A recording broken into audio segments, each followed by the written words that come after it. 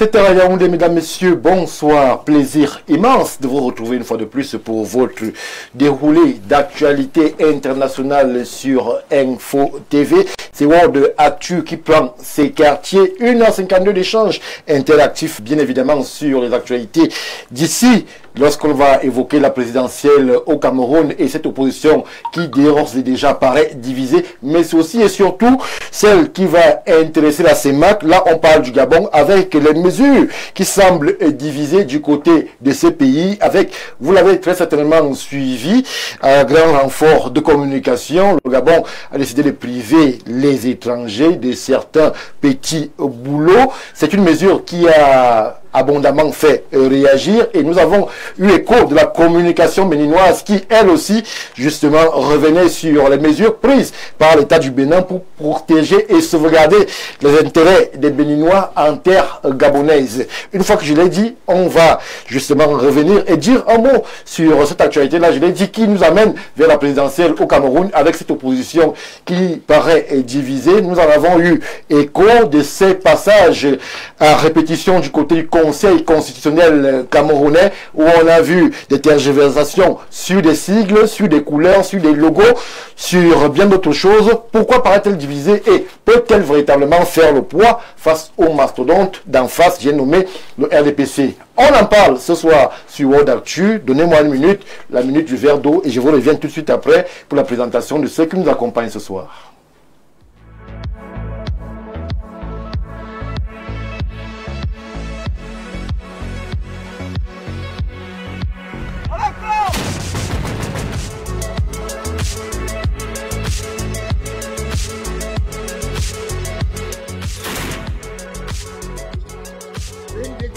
Sans affaire.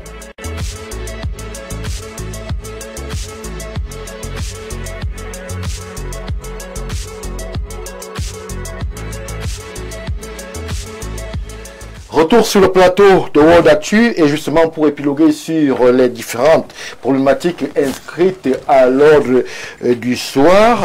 Ils sont déjà 4 pour nous accompagner. Je commence par mon extrême gauche avec un acteur politique. Il nous vient du Rassemblement démocratique du peuple camerounais. Ils sont au four et au moulin.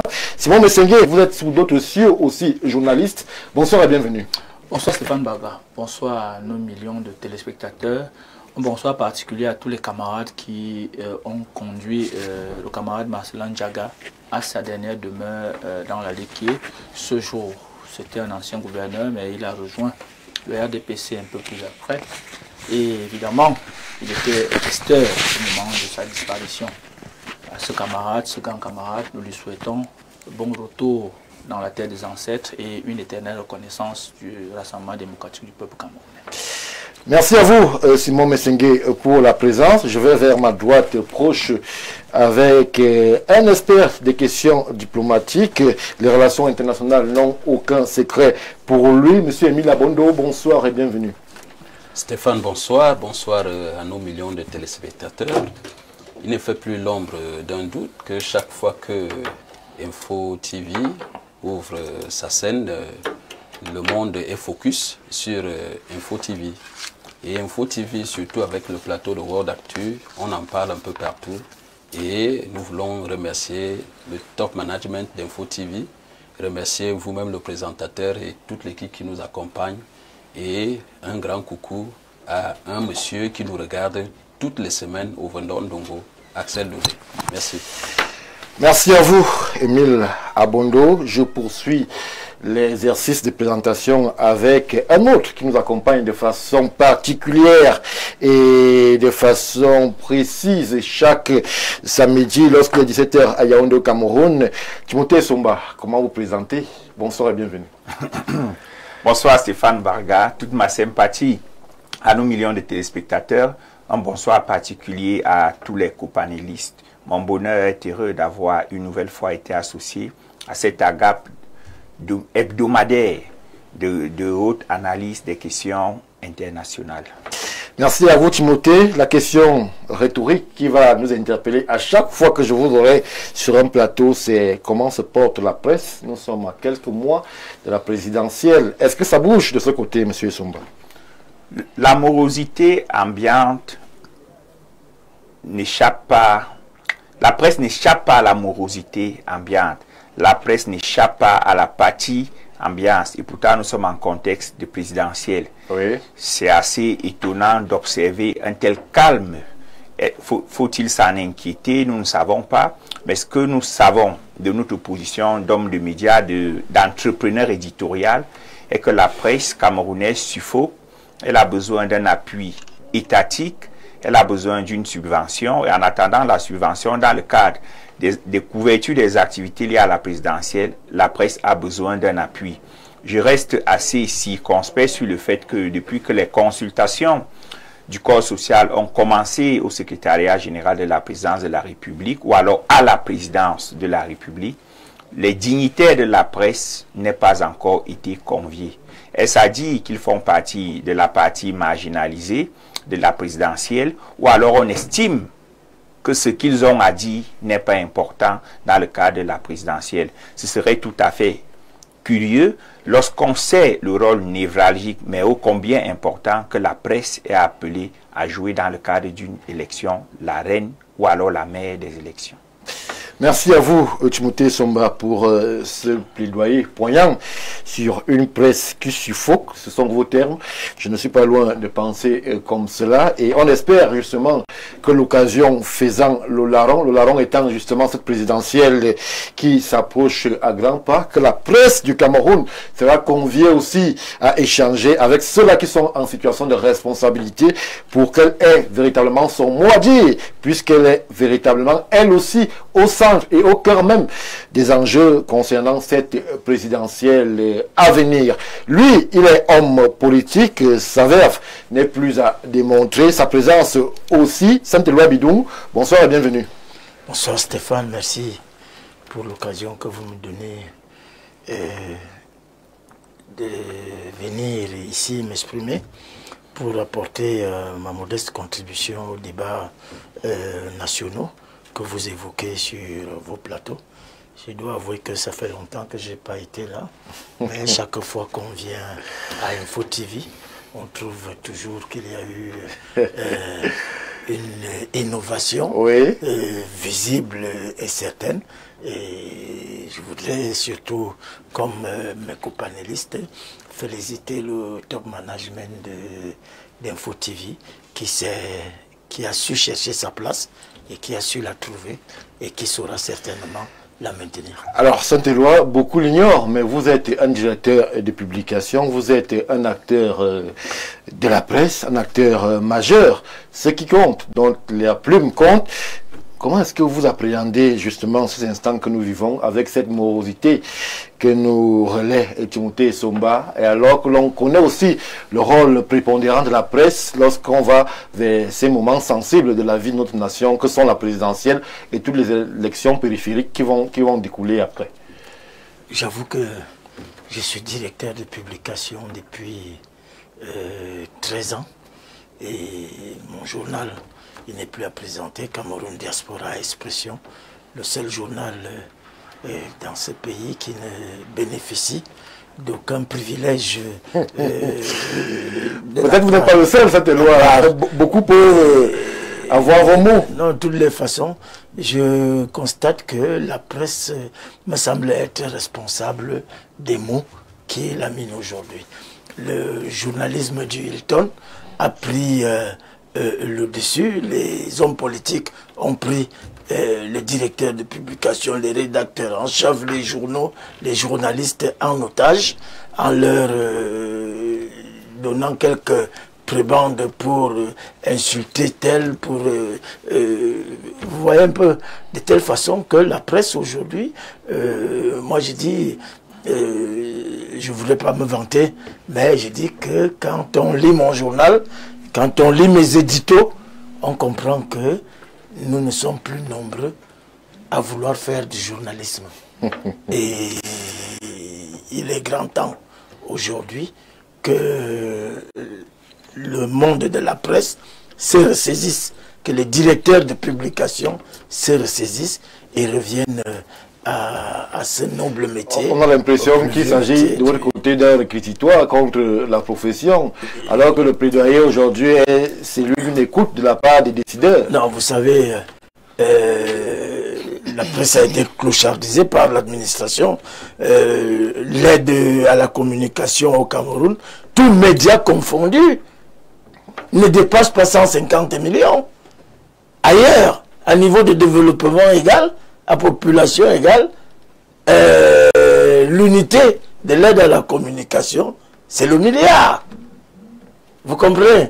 Donc, ceux qui sont responsables de cette situation, ils sont là, ils sont en poste, on rationne, on choisit ceux qui sont vos amis, ceux qui ont une ligne éditoriale qui vous convient, et ceux qui ont alors une ligne éditoriale un peu, comme ils disent, caustique, comme Cameroun Diaspora Expression. On n'a même pas le courage de faire un dossier. Hein? Donc, j'ai dit que la presse doit d'abord faire son ajournamento et ne plus accepter de se mettre au pressoir.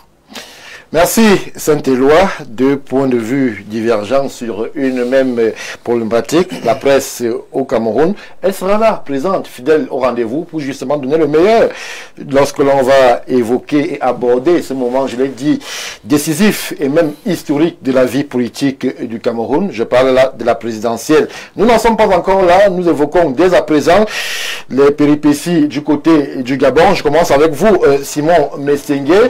Alors, ce qui nous a marqué en semaine, et même un peu plus avant, c'est la sortie du Bénin. Le Bénin qui est revenu sur les orientations de l'administration de l'État du Gabon qui interdit de petits métiers à un certain nombre d'acteurs. On parle là justement de ces acteurs venus d'Afrique qui désormais ne pourront plus justement prester dans des domaines assez particuliers de la vie sociale. Et le Bénin a réagi, et le Bénin a même réitéré et rappelé un certain nombre de faits qui vont justement de la protection des intérêts des Béninois en terre gabonaise. Hormis de cela, il y a quand même des inquiétudes lorsque l'on sait justement la part et la place de ces acteurs étrangers dans le tissu social gabonais. Première réaction. Oui, ça c'est ma réaction fait suite à celle que j'ai donnée ici sur ce même plateau la semaine dernière. Il faut qu'on soit honnête envers nous-mêmes.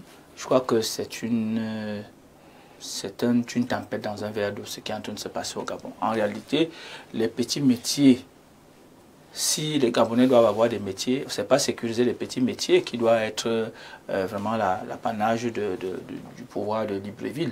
Je crois que c'est quelque chose qui fera plus de mal aux Gabonais et même aux Africains que ça ne peut arranger les choses. On l'a dit, et en le disant même, je ne savais pas qu'un pays comme le Bénin pouvait réagir. Oui. Je crois plutôt que un parti, par exemple, comme le RDPC, qui dans son idéal de société... Là du Cameroun. Oui, qui dans son idéal de société, le troisième aspect, parce qu'il y a trois aspects, un État régulateur démocratique, le deuxième c'est la liberté d'entreprendre, le troisième c'est le devoir de solidarité.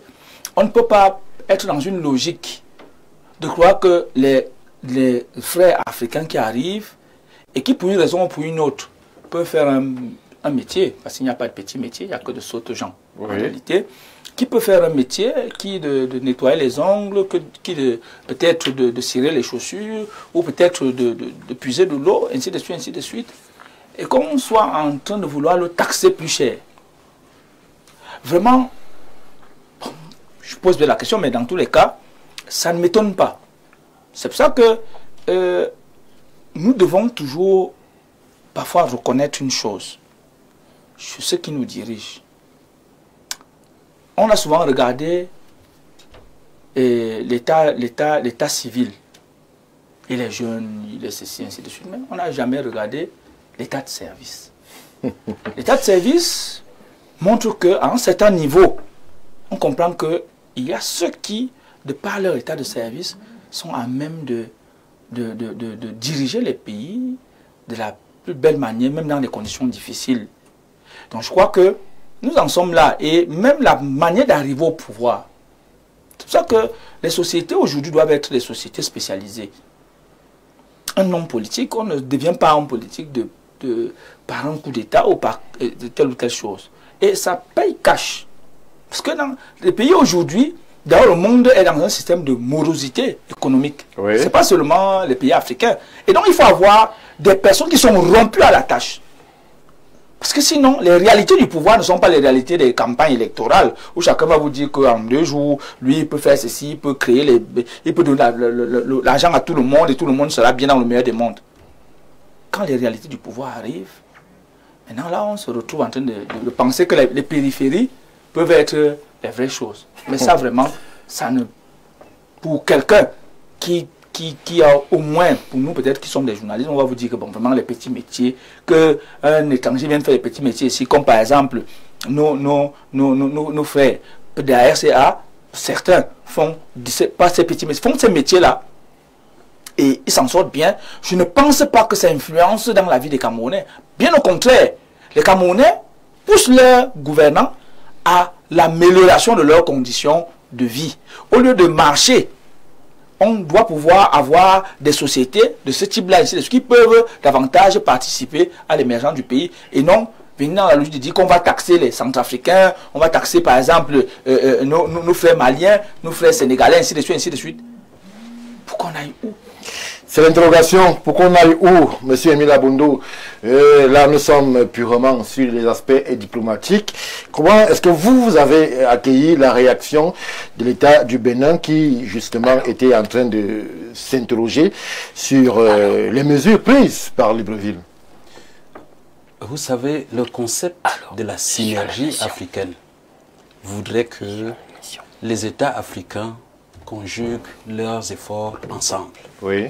Ça voudrait dire quoi? Ça voudrait dire que aucun État, fût-il le Gabon ou le Bénin, ne saurait se constituer comme une île isolée, que ce soit sur le plan économique, politique ou alors culturel. Et cette synergie africaine voudrait qu'il y ait ce qu'on appelle le concept de l'immigration sélective, l'immigration choisie, mais aussi l'immigration volontaire. Et c'est la raison pour laquelle, lorsque le panafricanisme était pensé, lorsque l'Union africaine était pensée, on voulait qu'il y ait d'abord une consolidation des acquis, parce qu'on parlait d'abord de l'intégration nationale, c'est-à-dire qu'il fallait qu'il y ait une intégration à l'intérieur des États, à travers les États qui ont plusieurs ethnies, mais aussi une intégration sous-régionale, oui, à travers des regroupements étatiques, pas des petits ensembles, avant de regarder le grand ensemble africain. On parle en ce moment de l'intégration africaine.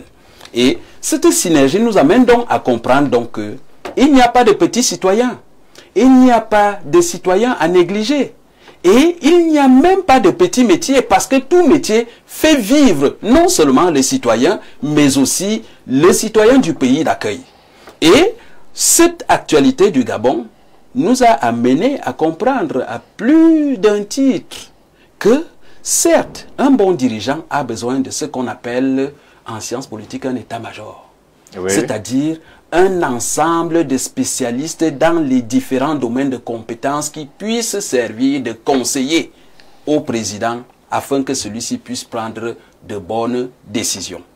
Mais la décision que le Gabon est en train de prendre, elle vient un peu en prélude avec une autre décision que le Gabon avait prise au sujet de la CEMAC. Le Gabon est allé dans le marché. Il a fait valoir son rebond à plus de 180 milliards. Oui.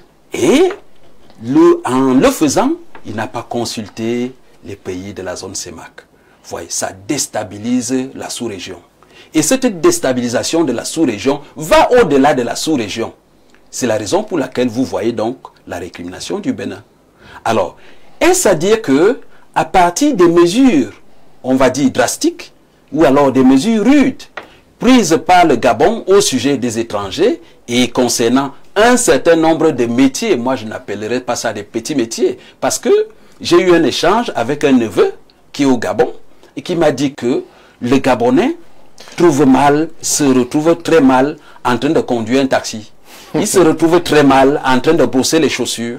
le Gabonais se retrouve très mal en train de balayer la rue. Alors, les autres pays ont transcendé ce genre de velléité et pensent qu'ils peuvent en vivre. Et peut-être qu'ils peuvent trouver loisir, ils peuvent trouver fortune au Gabon. Alors, le Gabon étant un pays d'accueil, il a toujours été un pays d'accueil, on ne sait pas pourquoi, à un moment donné, parce que les Gabonais disent qu'il manque d'emploi au Gabon, on pense immédiatement à morceler, à charcuter ou alors à rompre, entre guillemets, ces petits métiers et penser que c'est par là que le Gabonais va trouver de l'emploi. Alors, en échangeant avec des représentants gabonais, ils m'ont dit que le problème de cette décision, c'est que elle aurait dû être maturée en sensibilisant d'abord la société gabonaise. Des représentants, des officiels, il faut faire attention avec j'ai des représentants de famille. Oui. C'est-à-dire que... Et qui ne parlent pas la voix de l'État gabonais. Ils n'ont pas parlé au nom du Gabon. Voilà. Et moi non plus. C'est bien de moi le non préciser. plus. Moi non plus, je ne parle pas au nom du Cameroun, mais je parle en tant qu'observateur averti de la scène internationale. Pour dire que ce cas de figure nous a amené à comprendre que sur le plan de la conscientisation de la masse, la population n'étant pas encore prête. Parce qu'en réalité, il faut dire une chose. Le président Oligui est comptable devant les Gabonais. Il n'est pas comptable devant la sous-région. Il n'est pas comptable devant l'Afrique. Et la mesure qu'il est en train de prendre n'est rien d'autre qu'une résolution du débat national qui avait été initié. Ça veut dire quoi? Ça veut dire que en réalité, le président Oligui a une boussole. Il a une boussole, il a une population à satisfaire, il a certainement un agenda à satisfaire. Mais maintenant, l'agenda devrait aussi tenir compte des atouts et des contours relevant de l'international. Oui. Et c'est la raison pour laquelle vous pouvez voir des pays tanguer de gauche à droite et de dire que ce qui a été pris comme mesure, ce qui a été tenu comme résolution, ce qui a été consolidé comme acquis, ne participe pas à consolider ou alors à construire le vaste projet de l'Union africaine initié par nos ancêtres d'antan. Merci pour ce rappel de la vision des pères fondateurs. Timothée Somba, il y a 7 jours, justement, nous évoquions déjà cette situation assez délicate du côté du pays gabonais. L'on évoque aujourd'hui, justement, cette sortie béninoise qui rappelle un certain nombre de faits et qui amène aussi à s'interroger sur les véritables motivations de cette décision. Et les personnes plus pointues encore, on peut s'interroger quand même sur le devenir en zone CEMAC si l'on sait que le plus gros des effectifs de cette population-là, d'étrangers, viennent de la sous-région CEMAC. Est-ce qu'on peut craindre qu'il y ait véritablement danger pour la CEMAC et l'intégration qui, justement, peinait déjà avec une mesure pareille? Est-ce qu'elle ne va pas plomber encore plus cette volonté d'intégration des pairs de la sous-région? Merci Stéphane. D'entrée de jeu, j'aimerais faire un constat. L'intégration, qu'elle soit nationale ou sous-régionale, ne signifie pas l'assimilation ou le mélange. L'intégration devient donc tributaire de la régulation, de l'encadrement et des mesures de police. Dans le cas d'espèce, les meneurs d'activités jugés ou qualifiés de petits métiers au Gabon avaient été identifiés comme étant pour partie des fauteurs de troubles ou des vecteurs d'insécurité.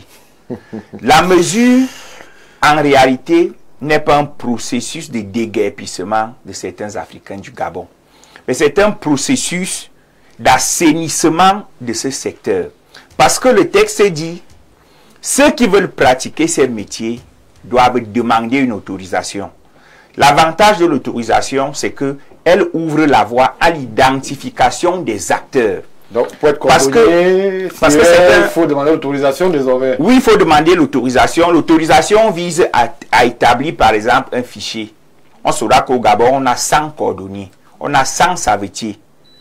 Puisque ce sont des activités informelles. Oui. Or, tout le monde sait que l'ennemi de l'insécurité, l'ennemi des abus, c'est bien l'informel. Lorsque vous regardez la propension de ceux qui pratiquent ces activités, vous ne trouvez pas trop de Gabonais à l'intérieur. Oui. Je souscris à la vision de M. Abondo sur cet aspect. Je ne vois pas trop les Gabonais en train d'aller tailler les ongles, en train d'aller vider les poubelles et autres. Mais on veut assainir le secteur. Qui est qui? Qui est videur de poubelles? Qui est tailleur d'ongles? Qui est coiffeur? Parce que, voyez-vous, le Gabon, à la différence du Cameroun, le Gabon n'est pas un marché. Quand quelqu'un me dit qu'il va s'installer au Gabon pour faire les petits métiers, j'ai même envie de lui demander qui seront ses clients. On parle ici d'un pays de 2 millions 6. 2 millions 6, c'est population étrangers et nationaux. Oui. C'est-à-dire tout le Gabon n'a même pas la population de Yaoundé. Si vous avez une activité que vous voulez florissante, ce n'est pas à Libreville que vous irez. Pourtant, c'est pour ça qu'ici, cette destination a fait la fortune de nombreux Camerounais. J'y viens.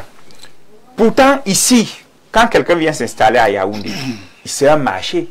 Et vous observez que les meneurs de petites activités ici, je préfère utiliser l'expression petites activités, ne dérangent personne.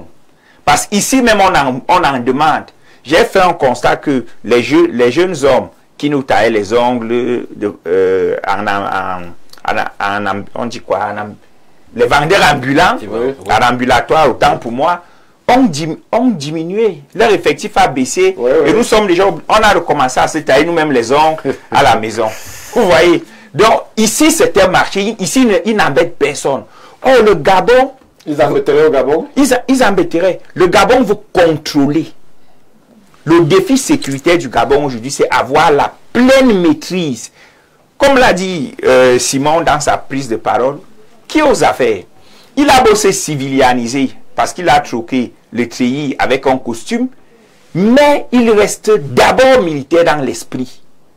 Et le militaire, c'est quoi à titre prioritaire? C'est la sécurité. Quand vous avez un pays de 2,6 millions d'habitants, vous devez contrôler tous les mouvements, tous les flux. J'aime souvent prendre l'exemple de la Guinée équatoriale où, pour qu'on vous délivre la puce pour l'abonnement, ça prend minimalement 7 jours. Vous répondez à une série de questions. C'est-à-dire, en Guinée équatoriale, on connaît combien de personnes ont la puce et on connaît leur maison. Le Gabon est dans cette même dynamique. Maîtriser sa population afin de planifier un développement. Je sors en disant, la mesure à quel effet? Elle est corrélée à l'augmentation du visa pour une catégorie d'Africains, du moins des citoyens du monde. Il faut dire d'Africains. Augmentation du visa pour les Africains, quand de séjour, merci, et l'abaissement du visa pour les Français. Ça signifie quoi? On veut que ceux qui vont au Gabon désormais soient des personnes sérieuses. Ça veut dire que lorsque moi, Timothée Somba, je décide d'aller au Gabon, c'est une immigration choisie? Oui, c'est choisi. Sélective. Je décide de déposer 850 000 pour obtenir le visa. C'est que je sais, je ne vais pas en aventure. Je suis un investisseur qui va s'établir pour consommer et pouvoir payer les impôts. La libre circulation. Non, la libre circulation ne doit pas entraver les aspirations internes de chaque pays. Et la construction d'un marché commun, parce que ça aussi... Non, le Gabon, j'ai déjà dit, n'est pas un marché. Ça c'est vous qui le dites. Le Gabon n'est pas un marché, mais le Gabon peut rentrer dans le marché. Nous sommes au Cameroun et on voit des commerçants gabonais dans nos campagnes au sud qui viennent faire ils achètent tout un champ. Ne dites pas que c'est pas un marché. Stéphane Barga, le principe d'une zone qui est marché, c'est l'effectif. Voyez-vous, c'est pas un grand marché, mais c'est un marché.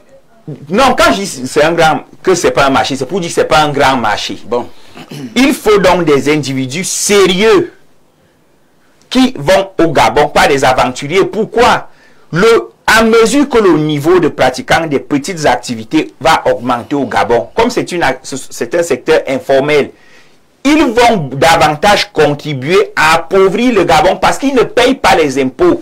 Le Gabon a besoin des immigrés ou des immigrants qui vont payer les impôts, qui vont contribuer au PIB de façon traçable pour l'économie du Gabon. C'est un réel problème au niveau de la sous-région. Pourquoi? Parce que les économies ne se valent pas. Et c'est ce qui plombe. On revient vers vous, Timothée Somba. On tente de relayer une contribution qui me semble assez pertinente. Bonsoir Stéphane Barga et à ton panel. Merci, bonsoir à vous. Ce qui se passe au Gabon est déplorable. Le président Oligui doit fédérer le panafricanisme pour dynamiser l'union et une synergie africaine en bonne et due forme. On ne peut pas peur au peuple, mais ce dernier fait et défait les rois. La xénophobie ne peut dédouaner l'ambiguïté de ce climat diplomatique déjà très réfractaire au sein de la zone CEMAC. Belle émission à vous. Merci à vous, monsieur Landry Manga, pour la participation. Bonsoir. Vraiment, l'analyse de monsieur Essomba le DP est exacte. Bonne soirée, Serge, depuis Libreville. Merci à vous, Serge. On vous aura compris. Cette loi Bidou, je l'ai dit, vous êtes homme politique. Est-ce que vous, en situation de responsabilité en zone CEMAC, vous auriez pris une mesure comme telle, celle-là qui prive justement les étrangers de ces petits métiers, entre guillemets, mais qui ont une certaine existence dans le vécu social de notre société? Vous savez, le président Oligui a troqué le treillis contre la veste. Et il est en train de se mettre dans la peau d'un homme politique. Et un homme politique se pose souvent la question de savoir qu'est-ce que je peux faire pour plaire, pour séduire le peuple. Et il me semble que la mesure du président Oligui soit essentiellement politique. En fait, elle finira par être un effet de manche. Oui. Donc, mais le mérite qu'il a... Ça veut dire que vous ne croyez pas trop? Non, c'est le mérite qu'il a, c'est de faire croire aux Gabonais que ce sont leurs intérêts qui sont prioritaires. Le reste vient après, panafricanisme et tout ce que vous voulez. Ça, c'est secondaire. Pourvu que le peuple acclame et se disent qu'il a un défenseur. C'est de ça qu'il s'agit au Gabon là. Je me souviens toujours, j'étais encore beaucoup plus jeune, où le président Bongo avait décidé de l'expulsion des Camerounais du Gabon. Oui. Et en majorité, le métier que les Camerounais pratiquaient le plus là-bas, c'était le taxi. Oui. Et chacun est parti du Gabon avec son taxi pour arriver à Yaoundé. Et quelques jours après, il n'y avait plus de taxi à Libreville. On s'est donc rendu compte que tout un pan de l'économie, un pan important de l'économie, était contrôlé par les Camerounais. Ils étaient non seulement taximans, mais aussi propriétaires des taxis. Donc, vous savez, en politique, on prend ce type de mesures. Quand le président Chirac a été nommé ministre pour la première fois, il était directeur de l'élevage au ministère de l'élevage. Et la France a eu une surproduction de lait. Et il fallait réfléchir. Qu'est-ce qu'on fait? Vous savez ce que Chirac a proposé? Non. Qu'on tue les vaches. Oui, qu'on tue les vaches. Et le président a trouvé ça fort génial. Et on a tué les vaches. Et Chirac a été élevé ministre de l'Agriculture. Et étant ministre de l'Agriculture, il y a eu une crise de viande de veau. Il a organisé sa première réunion. Il a demandé, mais qu'est-ce qui se passe? Tu as tué les vaches. On lui a dit, on a tué les vaches. C'est pour ça qu'on importe les veaux en Afrique de l'Est avec tout ce que ça comportait comme maladie bovine. Et quelqu'un de lui dit que, souvenez-vous, quand vous étiez directeur, vous avez demandé vous avez pris une mesure qui vous a rendu très populaire contre les vaches. Et vous prenez une décision sans jamais informer l'autorité. Vous voyez un peu. Il y a des mesures qui sont des mesures politiques et des mesures qui ont juste pour seul effet de redorer le blason de celui qui les prend. Et puis après, la vie continue. Vous ne pouvez pas imaginer le Gabon en train de faire ce chemin tout seul, sans les trucs. Il y a eu qu'est-ce qu'ils vont faire? L'intelligence, ça a un prix. Les enseignants dans les universités au Gabon, c'est lesquels? c'est les Béninois, c'est les Camerounais, c'est tous ces gens. Ici, nous avons le phénomène. On voit se développer de nouvelles activités. Par exemple, la manicure et la pédicure. Oui. Vous savez que c'est quelque chose qui était considéré pendant longtemps pour les Camerounais comme des dépenses de confort. Oui. Parce que il fallait aller dans des instituts de trucs. Maintenant, tu as nos amis nigériens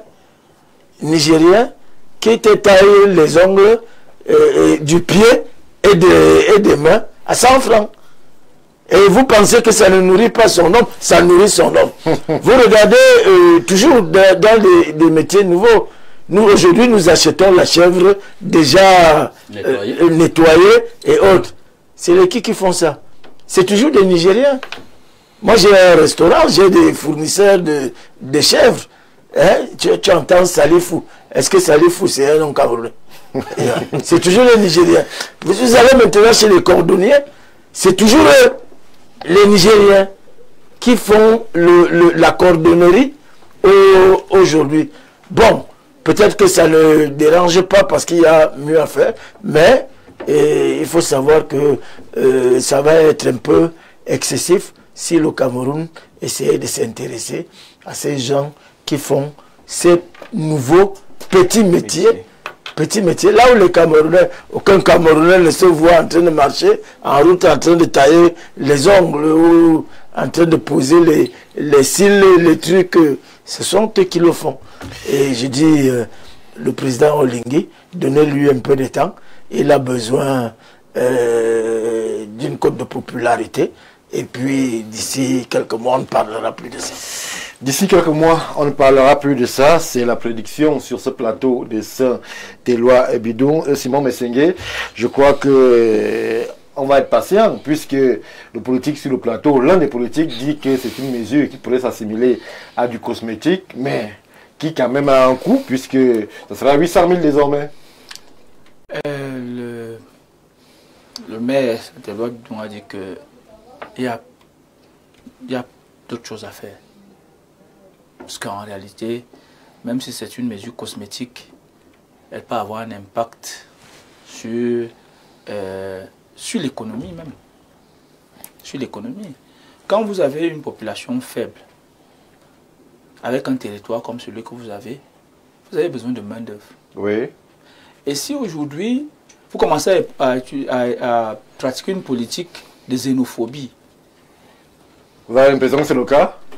Mais attendez, je sais pas. Parce que là, ça s'appelle une accusation dénuée de fondement, Simon Messengue. Xénophobie, c'est le mot fort. C'est très fort. Peut-être que ça peut être trop fort, mais je crois que quand vous avez une mesure où vous dites on va privilégier les Français pour taxer plus les Africains dans leur continent, je ne sais pas quel est le mot qu'on doit utiliser. Peut-être qu'on me le donnera, mais je crois que même si c'est une mesure politique, c'est une mesure assez grave quand même. Je ne sais pas s'il y a un pays africain qui a fait ce type de choses. On a souvent vu l'inverse, mais pas ça. Et donc, il faut voir le sentiment. J'ai vu en Afrique du Sud quelque chose comme ça qui s'était passé. Oui, contre le Nigeria. Vous avez vu des pays s'élever, le Nigeria, l'Angola, un certain nombre de pays s'élever pour me dire mais ce n'est pas possible. Ouais. On ne peut pas faire ça. Parce que l'Afrique, même avec ses 54 pays, a une âme. Et il y a quand même des choses qu'on ne peut pas. On ne peut pas aller, on ne peut pas faire cela. Donc, je crois que le président Olingi doit revenir à des meilleurs sentiments. Cette mesure ne peut pas être... Cette mesure risquerait même d'avoir l'effet inverse. Parce que de la même manière dont le Gabon influence l'Afrique, de la même manière, l'Afrique influence le Gabon. Oui. Parce que ce sont des mêmes peuples qui interagissent. Et donc, je crois qu'il y a des mesures qui ne doivent pas vraiment, qui ne doivent pas exister, et de cette manière-là en tout cas. Donc je crois que ceux qui ont conseillé le président de poser ces actes-là ne lui ont pas fait du bien. Merci Simon Messengue. Bonsoir Monsieur Stéphane Barga et à tout le panel. Au fait, je voulais vous signifier que le titre de séjour ou alors la carte de séjour au Gabon est à 150 000 pour tous les étrangers vivant au Gabon. Sauf que si certains arrivent à payer 800 000 francs, c'est à cause de certaines pénalités. Par exemple, le prix normal de la carte de séjour pour les ressortissants camerounais est à 500 000. C'est vrai que là, on est perdu dans la batterie des chiffres. Bonsoir à tous. Nous sommes habitués à l'inertie de la part des dirigeants. C'est pourquoi quand Oligui prend des mesures protectionnistes en pensant aux intérêts de son peuple, nous pleurnichons. Chaque dirigeant doit défendre les intérêts de son pays, comme le président gabonais le fait. Merci pour la contribution. Alors, Timothée Sombaron est en train de sortir, avant que M. Abondo nous prenne la parole, en 1 minute. Est-ce que vous aussi, vous prédisez un retour à normal dans 1 mois, dans 2 mois, comme le prévoit Saint-Éloi Bidon sur le plateau? Non. Oligui Nguema veut faire du Gabon dans l'espace CEMAC, ce que Monaco est en France. Il n'y a pas de pauvres à Monaco. Ceux qui travaillent à Monaco dans les menus métiers, les petites activités, viennent travailler et rentrent. Vous comprenez? Oligui Nguema a décidé de faire du Gabon l'Eldorado touristique sur tout le plan dans l'espace CEMAC. C'est une mesure mûrement réfléchie. Quand vous regardez les gens avec qui Oligui Nguema travaille, c'est des agrégés en économie, c'est des agrégés en droit. Je vais citer un nom, le professeur Guiro Zatanga, qui a été major au concours CAMES en droit et sciences politiques. Ce ne sont pas des enfants de cœur. Mais c'est une mesure politique d'abord, avant d'être une mesure administrative. C'est une mesure économique. Lorsque vous êtes un petit pays dans un grand espace, vous ne devez pas être le réceptacle de la pauvreté d'ailleurs. Le Gabon veut être l'endroit à partir duquel on impulse la production des richesses. On investit sur le plan touristique, sur le plan hôtelier. C'est ce qu'ils veulent faire du Gabon. Et c'est l'avantage qu'ils ont parce qu'ils sont un pays à faible population. Nous, on peut tout accueillir ici, nous sommes nombreux. Le Nigeria peut tout accueillir, ils sont nombreux. Mais le Gabon, c'est exact. La vision, c'est de faire du Gabon, le Monaco, dans l'espace CEMAC. Merci. Bonsoir, chers panélistes. Monsieur Ngo Mathieu Charles à Douala pense que le président gabonais aurait 2 options. L'immigration choisie avec la hausse du prix des visas d'entrée ou alors la ferveur populaire pour asseoir son autorité. Habituer les Gabonais au petit métier. Mais ses compatriotes ne s'y sont pas encore préparés parce que beaucoup de Gabonais pensent que ce sont des métiers sales dans un pays où les salariés sont gâtés par rapport au Cameroun. Il ne s'agit nullement d'une xénophobie, mais de mesures qui peuvent aider les compatriotes à travailler. Monsieur Emile Abondo, même question. Dans 2 mois, on repart vers la normale, ou alors vous prédisez aussi une stagnation de cette politique-là? Ni l'un ni l'autre, mais je dirais plutôt que nous sommes encore devant un cas de figure qu'on a vu en 1960 lorsqu'on parlait de l'Union africaine. Le débat entre les libéraux et les souverainistes.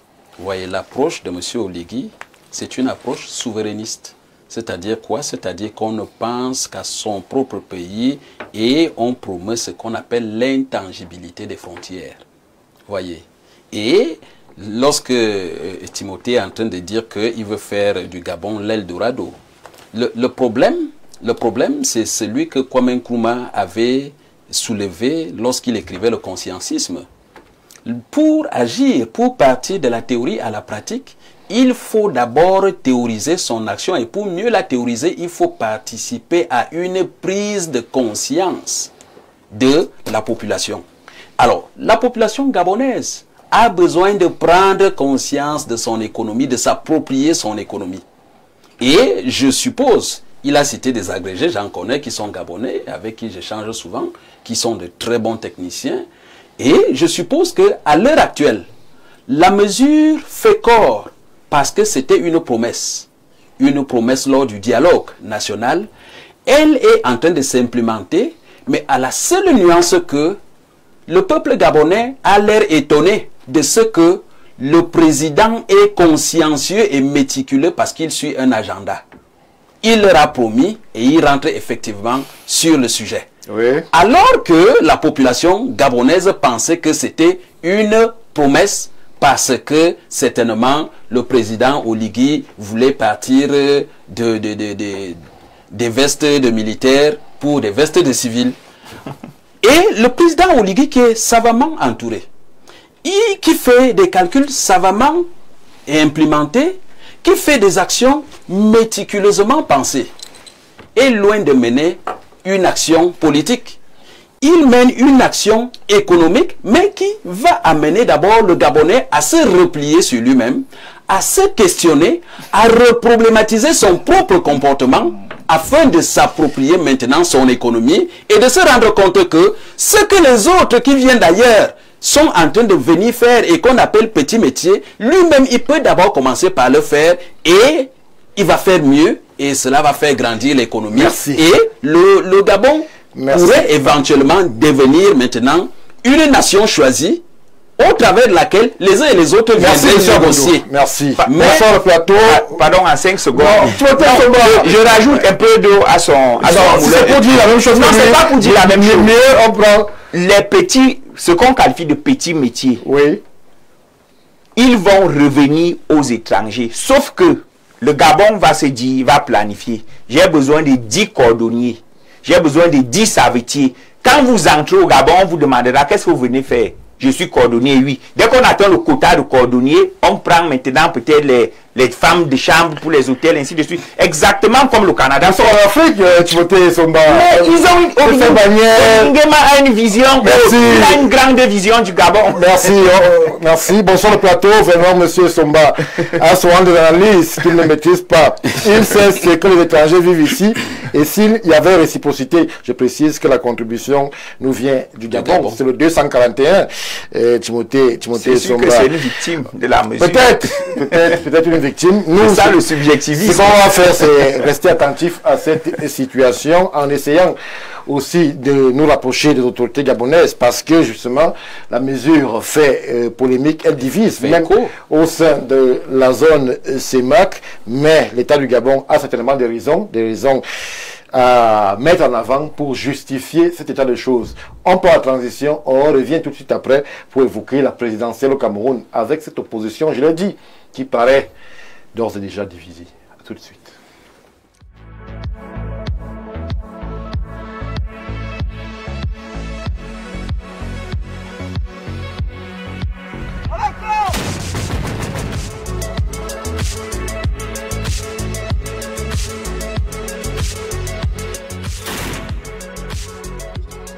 Une victoire sans appel.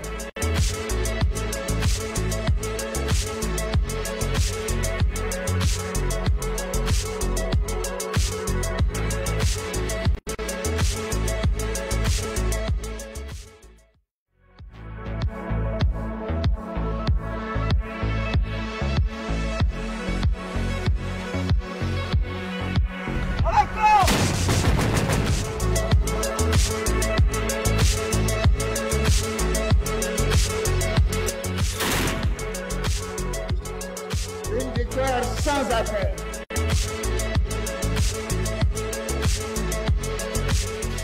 Retour sur le plateau de World Actu. Comme promis, nous épiloguons d'ores et déjà aussi sur une actualité qui nous ramène vers la présidentielle au Cameroun. Il ne se fait pas de doute. On a vu le défilé du côté du Conseil constitutionnel. On a vu l'opposition en rang serré, chacun allant de sa réserve. Chacun allant présenter ce qu'il estimait comme tort de la part d'un parti et du même soubassement. Alors, on va s'interroger ensemble. Est-ce que l'opposition au Cameroun, avant même que le 12 octobre ne soit déjà arrivé, est-ce que l'opposition que vous avez vue, M. Saint-Éloi Bidon, homme politique, est-ce que cette opposition-là paraît déjà divisée? Est-elle déjà divisée? S'ils ne s'attendent pas sur les sigles, sur les couleurs, sur les postures. On a vu le PURS, le SDF contester la posture du point levé, le SDF disant que c'est quasiment un meuble de l'histoire du SDF avec le chairman John Fundje. S'ils ne s'attendent pas sur ce genre de choses, est-ce que ça vaut la peine d'aller même à l'élection présidentielle? Vraiment, je suis très dérangé quand j'entends dire que parler du mot opposition. Parce que pour moi, au Cameroun, il n'y a pas d'opposition. Depuis 1992, on fait face à une opposition de convenance. C'est-à-dire qu'à la suite du discours de la Baule, le président François Mitterrand a dit à Paul Biya, essaye de voir comment tu peux créer, mais il faut quand même qu'on ait l'impression que les choses avancent vis-à-vis des aspirations populaires. Ni John Frundi était un président de section RDPC. Est-ce que ça remet en question son parcours en tant qu'opposant? Je vous dis que c'est une opposant. Il aurait été un opposant de convenance. Parce que il convenait bien à M. Paul Biya. Et c'est ça. On sait comment tout le monde est parti. Quand Ndamjoya est entré dans l'opposition, c'est parce que Ndamjoya n'était pas content d'avoir été évincé du gouvernement. Et là, alors, il s'est retrouvé, il s'est déclaré opposant, Frundi s'est déclaré opposant, les uns et les autres. Et depuis 1985, ce sont les mêmes. Anissé Ekane, quand vous connaissez les passages d'Anissé Ekane au cabinet civil, ça je vous le dis, s'il vous plaît. Arrêtez, il n'y a pas d'opposant au Cameroun. Nous sommes d'accord, mais personne. Il n'y a pas d'opposant. Moi, je n'ai pas vu Anissé Ekane au cabinet civil. Ils ne peuvent jamais s'entendre. Ils ne peuvent pas s'entendre, pourquoi? Parce que aujourd'hui, pour la présidentielle, on entend dire dans l'opinion qu'il faut renvoyer le pouvoir au nord. On avait prêté le pouvoir au Betty et le moment est venu pour qu'il nous redonne notre pouvoir. Et on entend nos frères de la Sanaga maritime et d'Union Ekele dire que Oumyoba a fait des prophéties et le moment est venu pour que ces prophéties se concrétisent. On entend nos frères du Nozo dire que plus d'un demi-siècle entre les mains des francophones, laissez que nous aussi on essaie. Voilà les arguments que nous avons. Et on entend Maurice Kamto qui a rendu cette manière de présenter les choses que c'est le tour des Bamileke. Alors, chacun est convaincu. Est-ce qu'il l'a dit? J'ai dit de façon publique. Non, ne me prenez pas au mot. Je sais que vous avez bien compris ce que je vous dis. Non, moi je n'ai pas compris. En tout cas, il s'est comporté comme pour dire que c'est leur tour maintenant. Alors, cette loi, laissez-moi aboutir. Cette loi, s'il vous plaît, on va prendre une légère transition avec la réalisation. Le temps pour nous de revenir tout de suite après.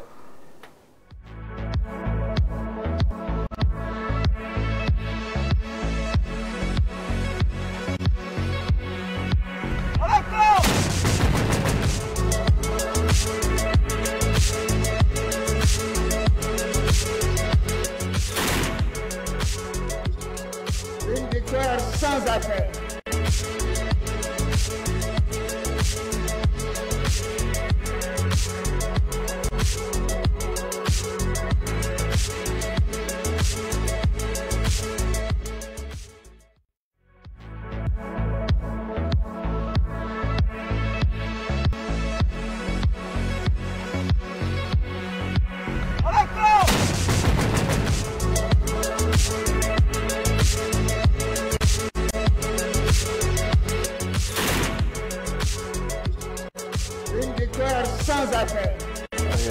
Retour sur le plateau de World Actu. Nous sommes toujours en train d'épiloguer sur ce parcours historique de l'opposition que Saint-Éloi sur le plateau essaye avec ses mots de nous retracer.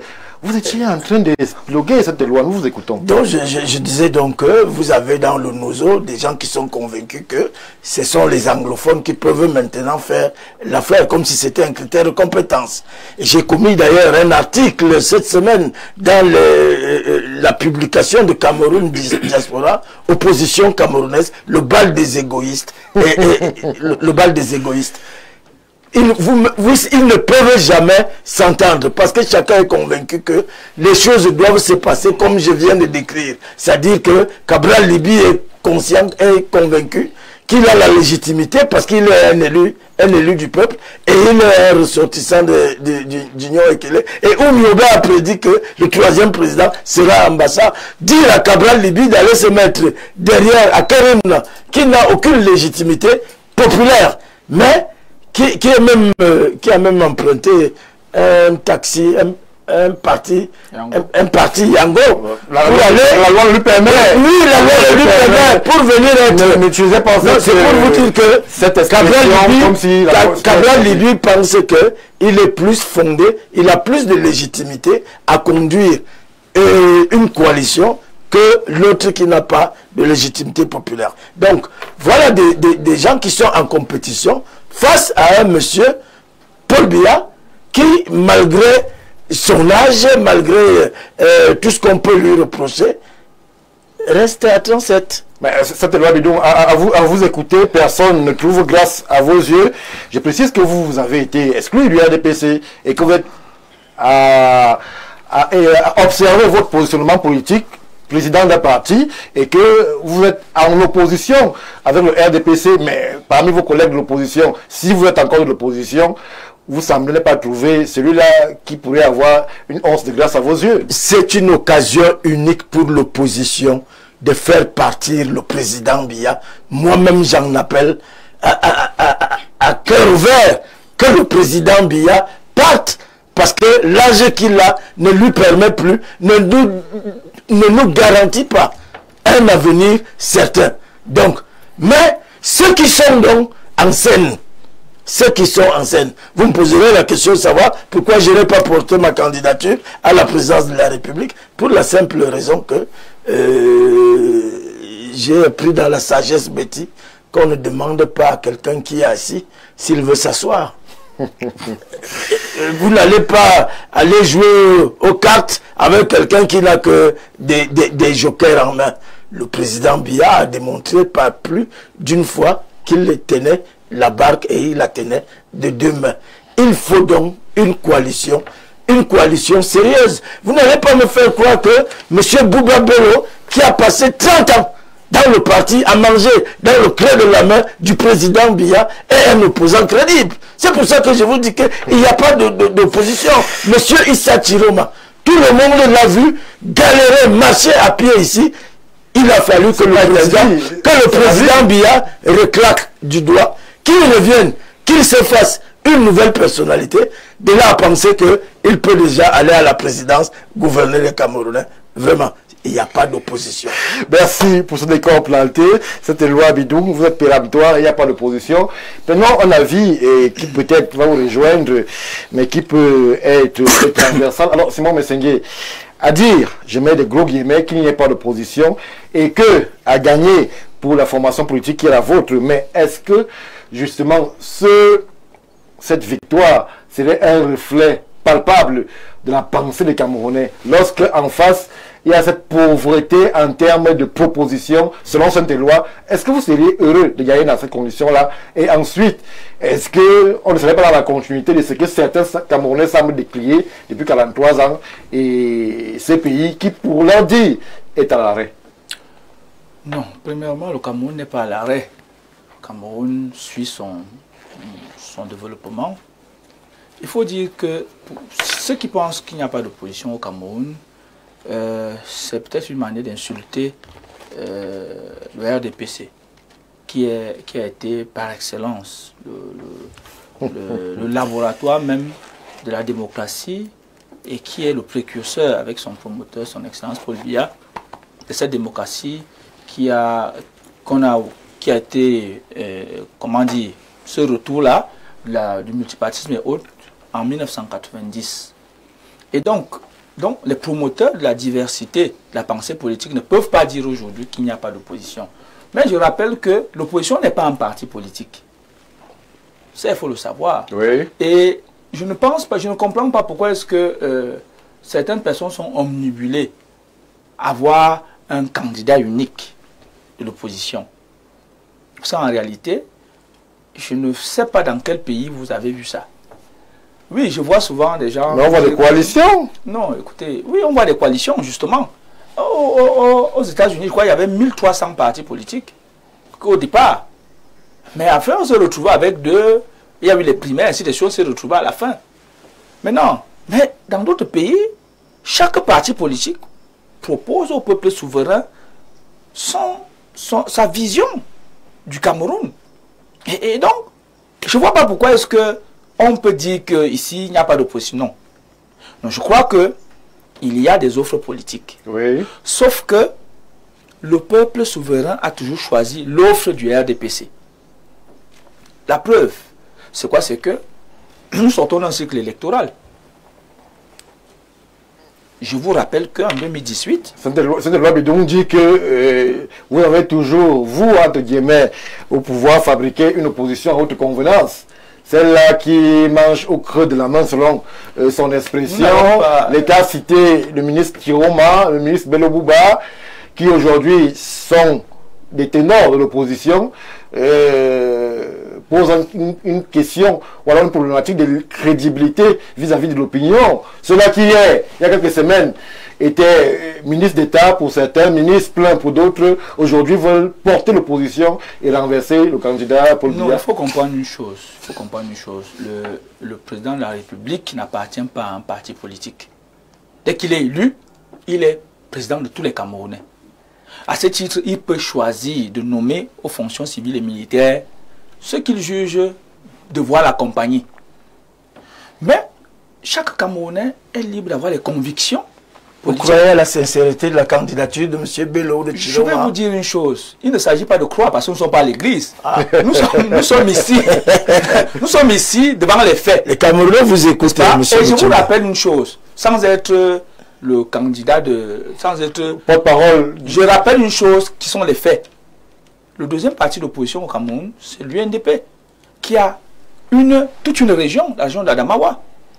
En 2020, ça a été, et la bataille a été très rude. Moi, j'ai pratiquement couvert ces élections-là. Ça a été une pilule amère pour nous, RDPC. Vous ne savez pas beaucoup craindre ou alors regretter vos alliés d'hier? Écoutez, ce n'est pas... Ici, il y a certains qui partent, d'autres qui entrent. Vous savez que le G20 s'est réuni hier. Je crois que c'était à l'hôtel Montfort. Oui, on a vu l'entrée de ces le G20.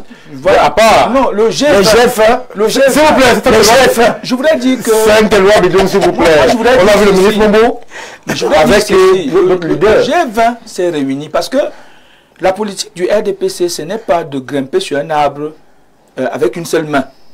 C'est que le Cameroun, c'est notre affaire à nous tous. Et donc, il faut une grande plateforme parce que une goutte d'eau, fut-il petite, la somme permet de remplir un verre. Et donc, de ce fait, nous sommes conscients de cela, suivant les bases.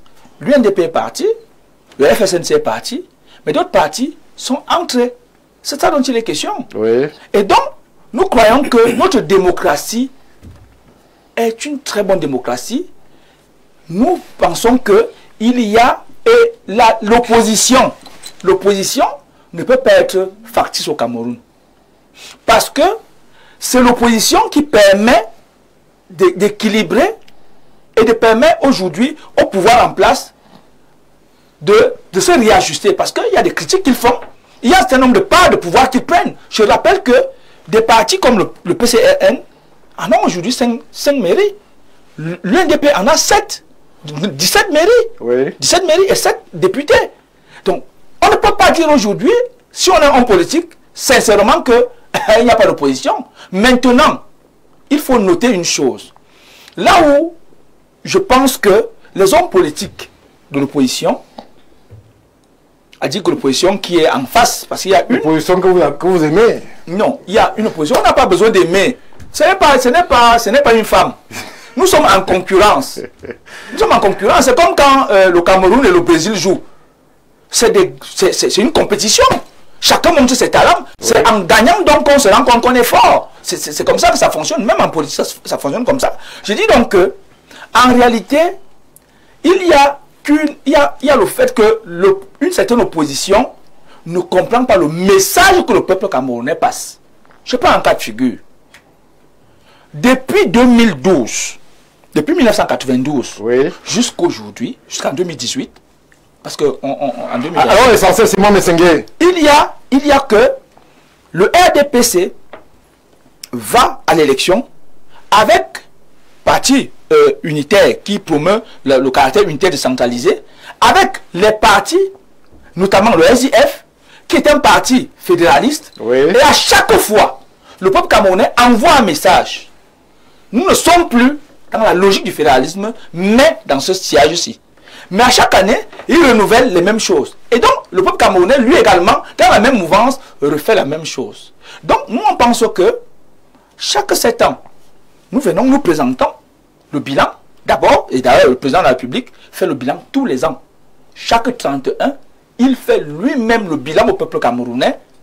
Et après le 10 février, merci. Il fait 3 discours. Le discours du 31. On connaît la langaine, Simon. Non, c'est pas la langaine, il faut rappeler cela, c'est un débat. Oui, et le débat, moi j'ai cru que vous alliez dire à monsieur Stéphane que peu importe la manière, comme avait dit Foué, non, nous gagnons. Non, ce n'est pas peu importe. C'est négliger les efforts des autres. Je reviens vers vous, Simon Messengue. Alors, bonsoir le panel. Je suis Téglé Eric, s'il vous plaît. Lisez. Ayez du respect pour ceux qui prennent de leur temps pour être sur ces plateaux. Alors, bonsoir. Il ne savait pas. Bonsoir, je suis Bafia, pourtant émerciste. Donc c'est, excusez-moi du terme, du grand n'importe quoi. Comme monsieur ex-RDPC dit que Kamto pense que c'est l'heure de Bamileke, c'est le peuple qui se reconnaît en Maurice Kamto.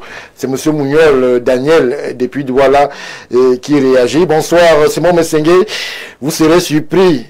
Les opposants de convenance sont désormais passés. Vous aurez face à vous le vrai peuple. Malheureusement, le message n'est pas signé. Monsieur Abondo, alors, la question que l'on se pose, vu d'ailleurs, c'est comment est-ce que le président Paul Biya parvient à faire 43 ans au pouvoir. En Occident, c'est de l'impensable, bien qu'il y ait quelques faits à la Angela Merkel et autres, mais quand on voit un président qui fasse 43 ans, ça pose une question, peut-être pas un problème, mais on s'interroge aussi sur la qualité des adversaires qu'il a en face de lui. Sont-ils autant défaillants qu'on veut bien le faire croire sur le plateau? Est-ce qu'ils sont de convenance? Est-ce qu'ils jouent un jeu que le peuple, lui, ne perçoit pas souvent? Comment est-ce que vous lisez cette opposition qui, en 43 ans, ne fait que faiblir? En 92, on connaît les chiffres. En 2018, 2020, on les connaît aussi. Ben, il faut comprendre que la politique n'est pas un combat, mais c'est justement un jeu d'idées. Mais si dans un jeu d'idées, vous réussissez à gagner et que chaque année vous gagnez, vous pouvez gagner pendant 43 ans. Et le président... Et vous pouvez perdre aussi pendant 43 ans. Vous pouvez aussi perdre. Dans un jeu, il y a 2 éventualités, il y a même 3 éventualités. Vous pouvez sortir match nul. Première éventualité. Deuxième éventualité, on peut vous gagner. Troisième éventualité, vous pouvez gagner. Alors, ce qu'il faut dire, c'est qu'on peut opérer par ce qu'on peut appeler en psychanalyse l'adultomorphisme en regardant sous un prisme le président Paul Biya et de se rendre compte qu'il a développé une forme d'intelligence qui le présente comme un leader qui fédère les énergies au sein de l'Afrique centrale à travers sa longévité au pouvoir. Et vous n'allez pas dire que le président a fait un seul mandat, c'est carrément 8 mandatures. Mais comment est-ce qu'il a réussi à les faire? Est-ce qu'il avait un boulevard d'opportunités devant lui? Est-ce qu'il avait un boulevard de fous devant lui? Dieu seul sait qu'en Afrique centrale, le Cameroun est un pays bordé d'intelligence. Et quelle intelligence? Et comment est-ce que stratégiquement, parce que c'est ça la méthode en politique, stratégiquement, le président Paul Biya a-t-il réussi à non seulement fédérer les énergies, mais aussi fédérer les volontés, non seulement au sein d'un parti, le RDPC, mais aussi à travers une opposition, parfois agressive, parfois indifférente, parfois apathique, parfois lymphatique. Cette opposition-là joue le jeu qu'on lui demande de jouer selon l'occasion et la circonstance. Il s'agit d'abord d'un jeu, le jeu politique, qui a ses acteurs, les acteurs politiques qui animent une scène, la scène politique. Pourquoi vous ne voulez pas comprendre le sens de sa question? Le président Paul Biya, qui excelle dans l'art du jeu politique et de la stratégie de politique. La ruse. Bon, Appeler ça ruse, je vous concède le mot, mais Qui moi est une je qualité parle en politique. de Tout à fait. stratégie. La stratégie, la ruse fait partie des stratégies. Tout le monde n'est pas rusé. Parce que si l'opposition était rusée, elle allait déjà arracher le pouvoir au président Paul Biya depuis. Donc, je parle ici de stratégie. En ceci que chacun peut mettre ce qu'il veut dans le mot stratégie. Alors, le président Paul Biya qui a donc réussi à focaliser son attention sur la psychanalyse de ce qu'on peut appeler opposition. Et il a décelé le secret de l'opposition. Et c'est la raison pour laquelle je voudrais vous dire une chose. Ce secret, si vous le connaissez. Le secret d'abord, le secret d'abord du président Paul Biya à travers son parti, c'est que s'il y a un parti qui développe la théorie des coalitions, c'est d'abord le RDPC. Oui. Le RDPC s'est nourri des alliances, des ententes, et parfois c'est se méfier des contre-ententes et des contre-alliances. C'est une forte stratégie. Et cette stratégie permet donc à distance, par télépathie, de neutraliser l'adversaire, parce que l'adversaire est face à un tourbillon. C'est-à-dire qu'il ne sait pas si soit vous allez lui offrir un sourire, soit vous allez lui offrir une colère. Monsieur Abonde, nous sommes en politique, on n'est pas en poésie. Là, justement, la vie politique, cette position camerounaise que vous voyez, un combat d'idées. Avec des gens qui hier marchent à pied, aujourd'hui roulent carrosse, avec des gens qui disent oui ce matin, à midi disent non, oui. Avec des gens qui justement tombent le jour et supplient la nuit. Oui. Cette opposition-là. Ça veut dire qu'il y a une crise d'idéologie. Il y a une idéologie en face et les autres font ce qu'on appelle une opposition de convenance ou une opposition opportuniste. À l'opposition, on trouve beaucoup de nombrilistes, beaucoup d'égoïstes, mais aussi beaucoup de leaders qui font dans l'égocentrisme parce que ils développent la théorie du messianisme. C'est-à-dire que si eux, ils ne sont pas devant, personne d'autre ne doit être devant eux. Alors, peut-on développer la théorie du messianisme sans penser aux disciples? Alors, qui sont les disciples? C'est la population. Lorsqu'on n'est pas en symbiose avec la population, lorsqu'on n'est pas en osmose avec la population, lorsqu'on fait un arrangement par le haut pour se contenter, pour assumer son leadership, vous comprenez que la population n'est pas avec vous. Et lorsqu'en face, on voit une idéologie constante, un projet de société constant, une programmation constante et une boussole savamment orchestrée et orientée, que peut-on faire? Merci, monsieur Abondo. On prend une réaction avant que monsieur Essomban prenne la parole. C'est toujours Eric. C'est pour dire que nous sommes en politique, alors la stratégie est privée. Le tout, si hier c'était l'opposition, mais en 2025, la décision appartient au peuple. Si le RDPC était si fort, il devait faire face à l'UNC et créer son parti politique. Eric, vous nous ramenez très loin. Nous sommes en 2025. Bonsoir, monsieur Mbaga. Avoir les conseillers ou les députés n'est pas avoir les rouages de l'administration. Il y a Bello et Issa qui peuvent faire affaire pour 7 ans. Merci. Bonsoir, le plateau. Voilà, vous n'allez pas appeler. Bonsoir le plateau. L'opposition qui ne veut pas se coaliser là, nous allons nous-mêmes les coaliser en réunissant les bulletins dans une enveloppe le jour du scrutin. Merci à vous, monsieur Moustapha depuis Fumbok. Alors,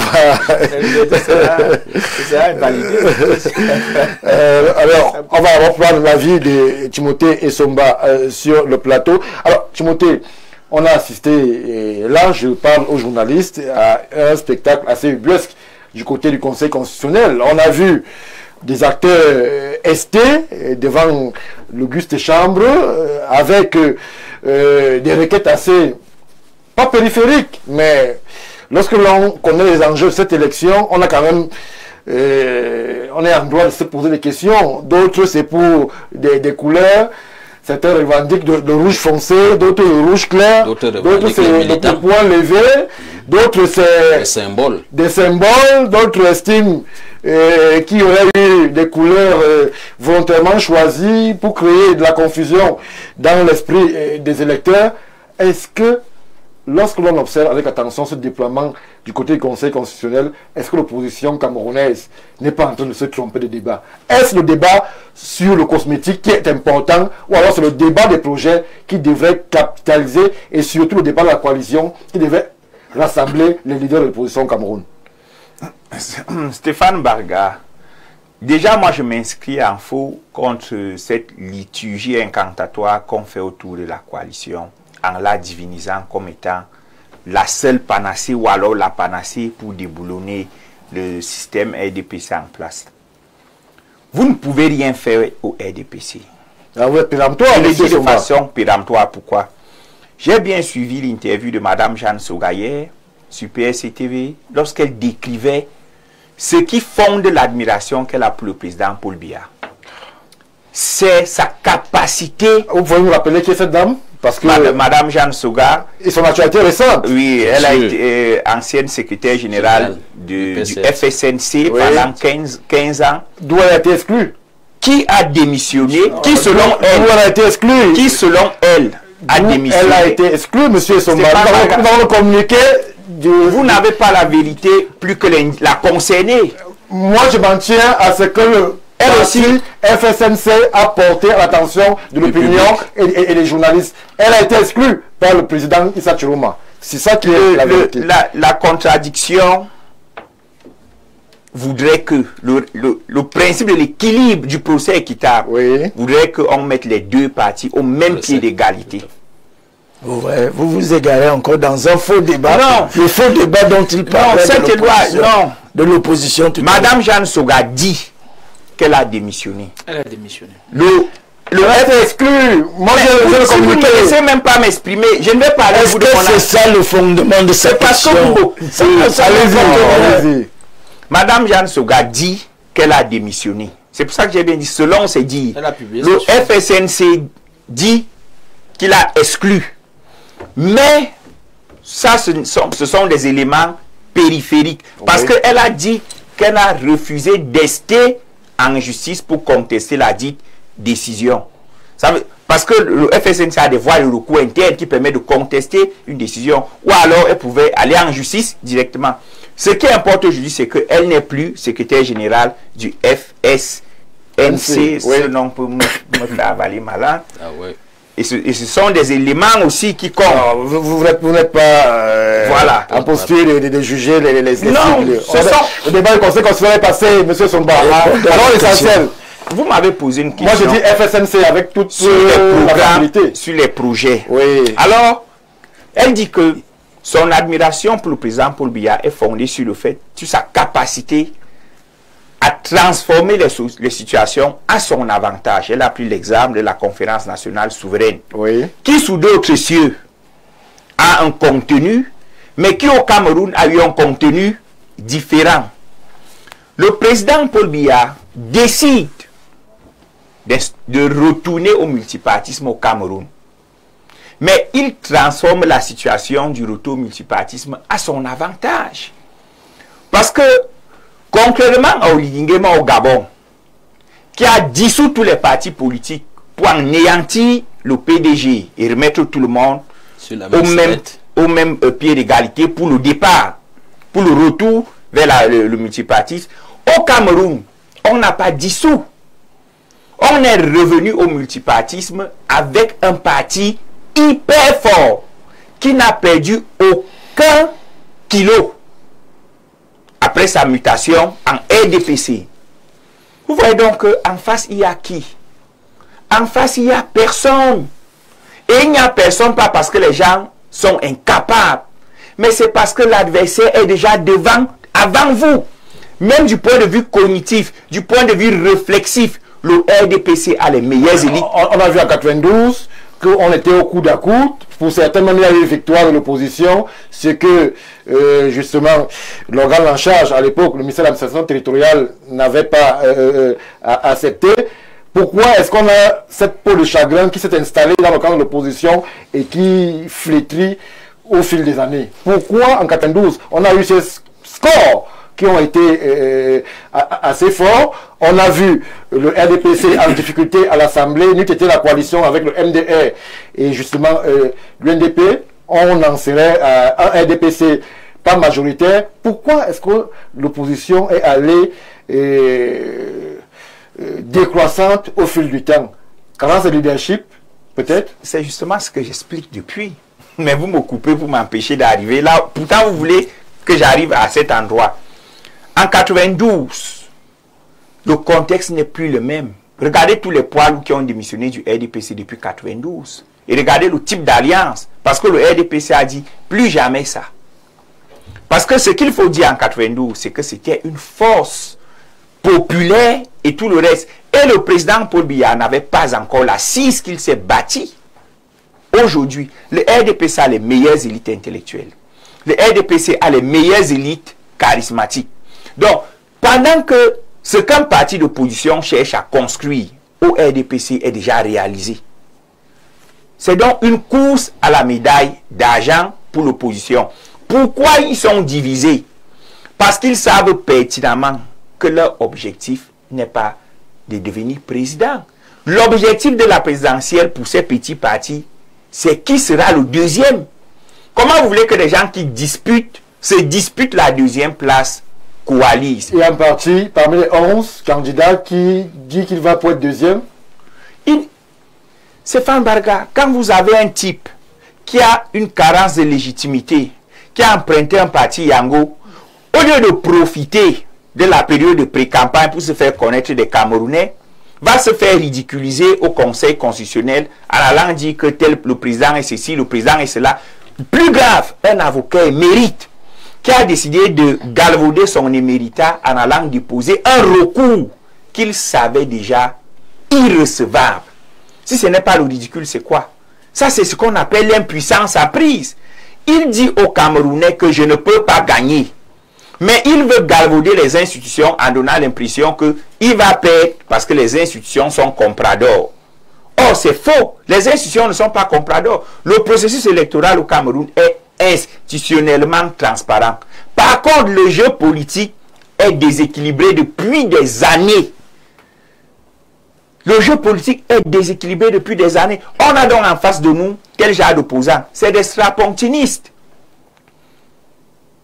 C'est purement des strapontinistes qu'on a en face. Chacun va pour être deuxième et pouvoir bénéficier de quelques mairies, de quelques députés, parce que le vote au niveau des élections locales, c'est enfants du village contre enfants du village. Là, la grosse machine RDPC n'est plus tellement impactant. Parce que là, c'est le leadership local. Voilà ce à quoi on assiste. Et la présidentielle, c'est quoi? C'est le galop d'essai qui va nous permettre d'aller nous déployer vers les élections locales. Bonsoir, très chers aînés. Oui, elle est déjà divisée. Même unie, elle ne peut rien contre le RDPC. On voit le SDF réclamant le point levé au PURS. C'est quoi ça? Bon, c'est une interrogation. C'est M. Achille Aimé depuis Yassa qui réagit. Bonsoir Info TV, très belle émission. Monsieur Paul Biya a réussi.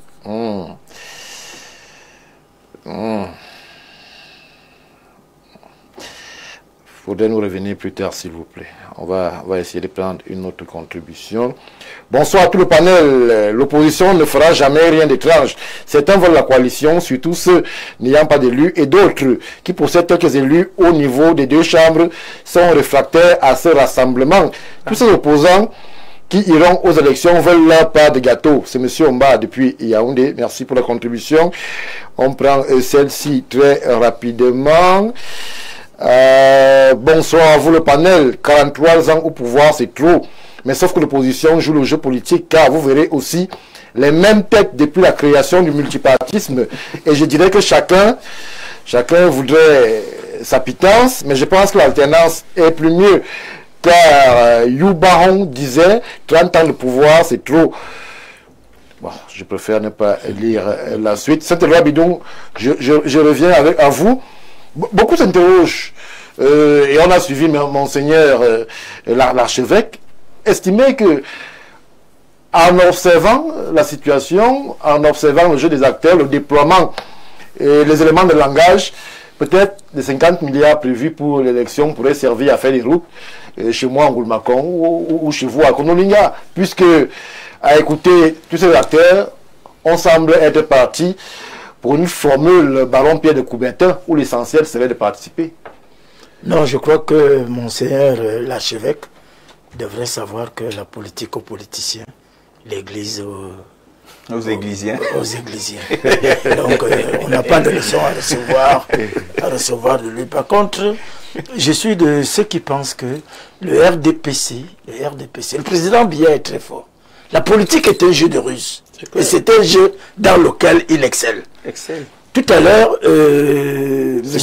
Simon Mouchengue considérait que c'était une injure à l'endroit de ceux qui ont arboré la camisole d'opposants. J'ai dit encore que le président, dans son intelligence, a réussi à, c'est-à-dire à corrompre moralement tous les Camerounais qui sont dans l'opposition. Si vous voulez, vous prenez chacun individuellement dans son parcours. Monsieur Bouba Bello Magari est un ancien premier ministre de Paul Biya, un ancien ministre pendant 30 ans au tourisme de Paul Biya. Monsieur Issa Chiroma est un ancien ministre de Paul Biya pendant au moins 25 ans. Vous prenez monsieur Maurice Kamto. Bon, pas dans les 12. Non, c'est pour. Je parle de l'opposition d'une manière générale. Monsieur Kamto est un ancien ministre de Paul Biya. Vous prenez le jeune Cabral Libi qui s'est fabriqué dans les laboratoires du RDPC au vu et au su de tout le monde. Vous prenez monsieur Akeremouna qui est le fils de l'ancien président, d'un collaborateur.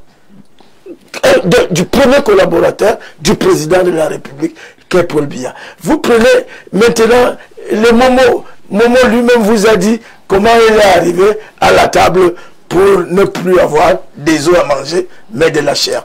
Vous prenez Anissé et Kane, c'est le même, on ne sait même pas ce qu'ils ont fait dans cette République où ils se sont opposés. Ce sont pas les mêmes. Et j'ai même vu l'autre jour. J'ai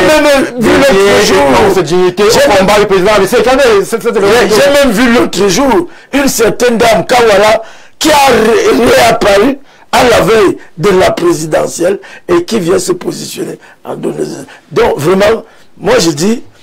Qu'est-ce qu'on fait non? On annule l'élection? Non. Qu'est-ce qu'on fait si vous êtes convaincu qu'il n'y a personne dans l'opposition capable d'avoir la légitimité que vous la daignez à eux tous? De toutes les façons. Il est là. Il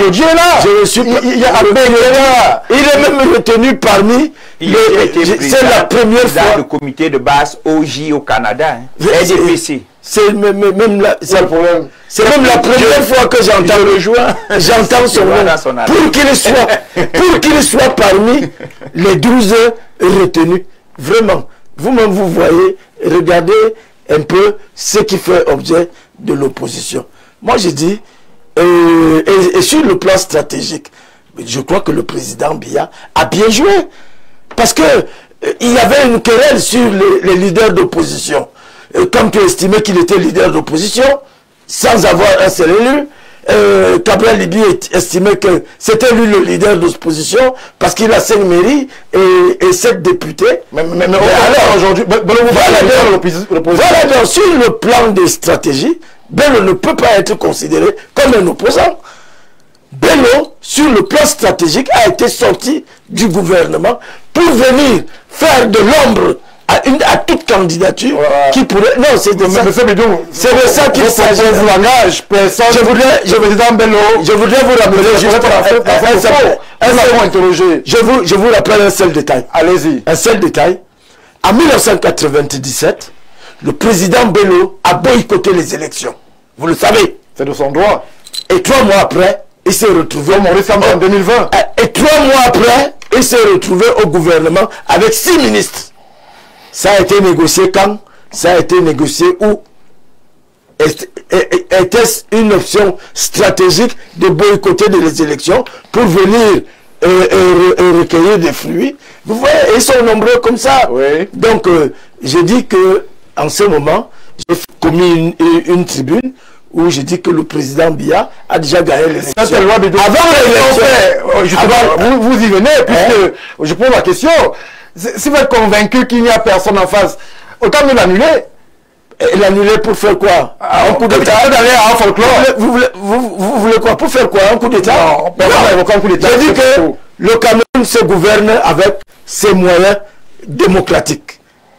Comme c'est comme ça, nous allons à l'élection.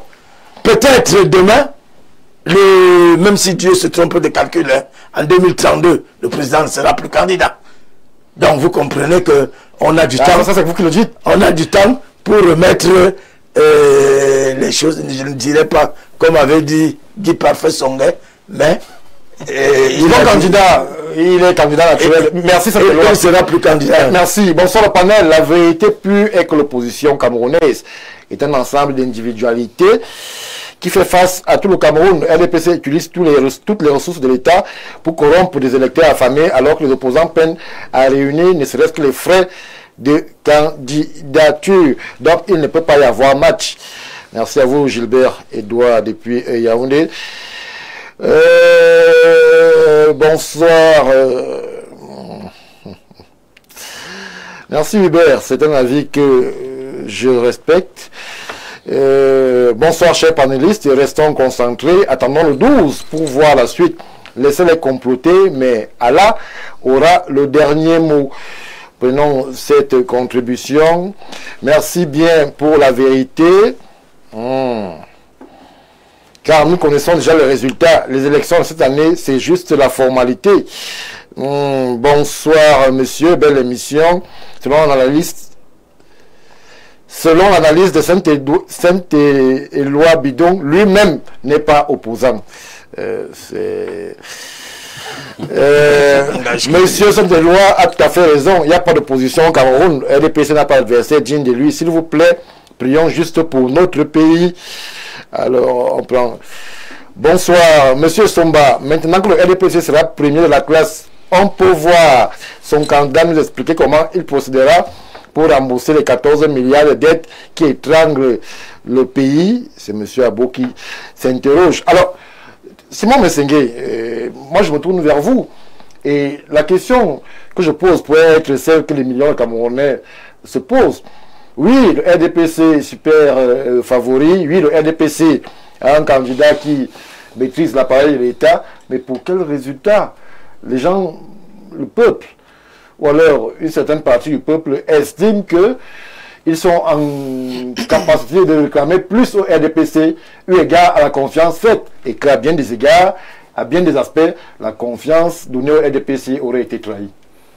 C'est normal que le peuple réclame plus. Le peuple a toujours réclamé plus dans tous les pays. Et ça, personne ne me le mentirait. Mais je voudrais dire que j'ai réitéré mon propos à la suite de ce que j'ai dit au début. L'opposition camerounaise, dans sa diversité, est une opposition digne. Ça, il faut le reconnaître. Et c'est d'ailleurs pour cela que nous sommes un État démocratique. Parce que le Parlement n'est pas monocolore. Les mairies et tout ce qui va avec, il y a un certain nombre, je crois c'est 18 partis politiques. Et que les Camerounais ont fait confiance. Ce serait donc insulter ces Camerounais-là que de dire que les autres ne valent rien. Non, je crois que nous devons être honnêtes envers nous-mêmes, envers le peuple camerounais.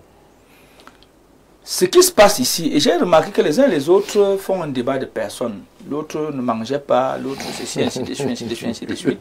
Je me suis demandé le peuple dans tout ça. Donc les uns et les autres croient que le peuple ne choisit pas. Parce qu'en même temps, on insulte le peuple. On dit que bon, dans tous les cas, le peuple n'a rien à voir dans tout ça. On a fini de faire ceci, ainsi de suite, ainsi de suite. Il y a une sagesse chez les étones qui dit que c'est toi-même qui appelles ta poche d'ordure. Ça veut dire que, en clair, nous sommes toujours en train de minimiser les efforts des autres. Nous, des personnes ne le font pas. En tout cas, nos concurrents sont sérieux. C'est pour ça qu'on prépare l'élection. Oui. On prépare l'élection, on s'apprête à faire un bilan. On dit qu'un bilan condensé parce que le président le fait déjà tous les ans. On s'apprête à le faire parce que ici, nous devons rendre compte au peuple souverain. Nous savons qu'il peut nous sanctionner. Et quel peut être ce bilan, Simon Messengue, si je ne vous demande pas de trahir un secret interne?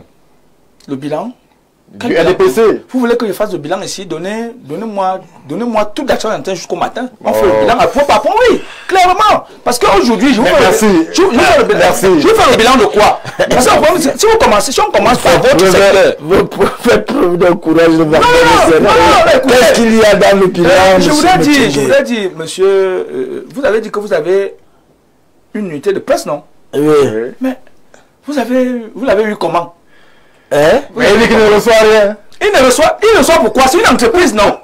Mais écoutez, est-ce que Veng reçoit quoi? Mais c'est une entreprise. Monsieur Dieudonné Veng, s'il vous plaît. Non, Veng, c'est un aîné. Au village, on dit Veng. Pour dire que l'abondance, hein? Le PDG d'Info TV reçoit quoi? Il a créé une entreprise. Hein? Quand vous étiez au RDPC, vous disiez quoi aux gens? Nous ne sommes pas là. Nous sommes là pour favoriser l'entrepreneuriat privé. Le RDP, c'est un parti libéral.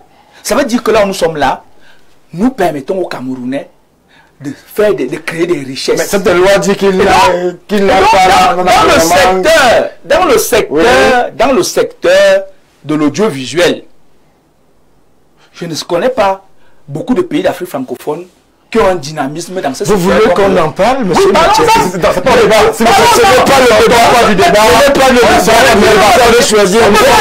Non, des exemples.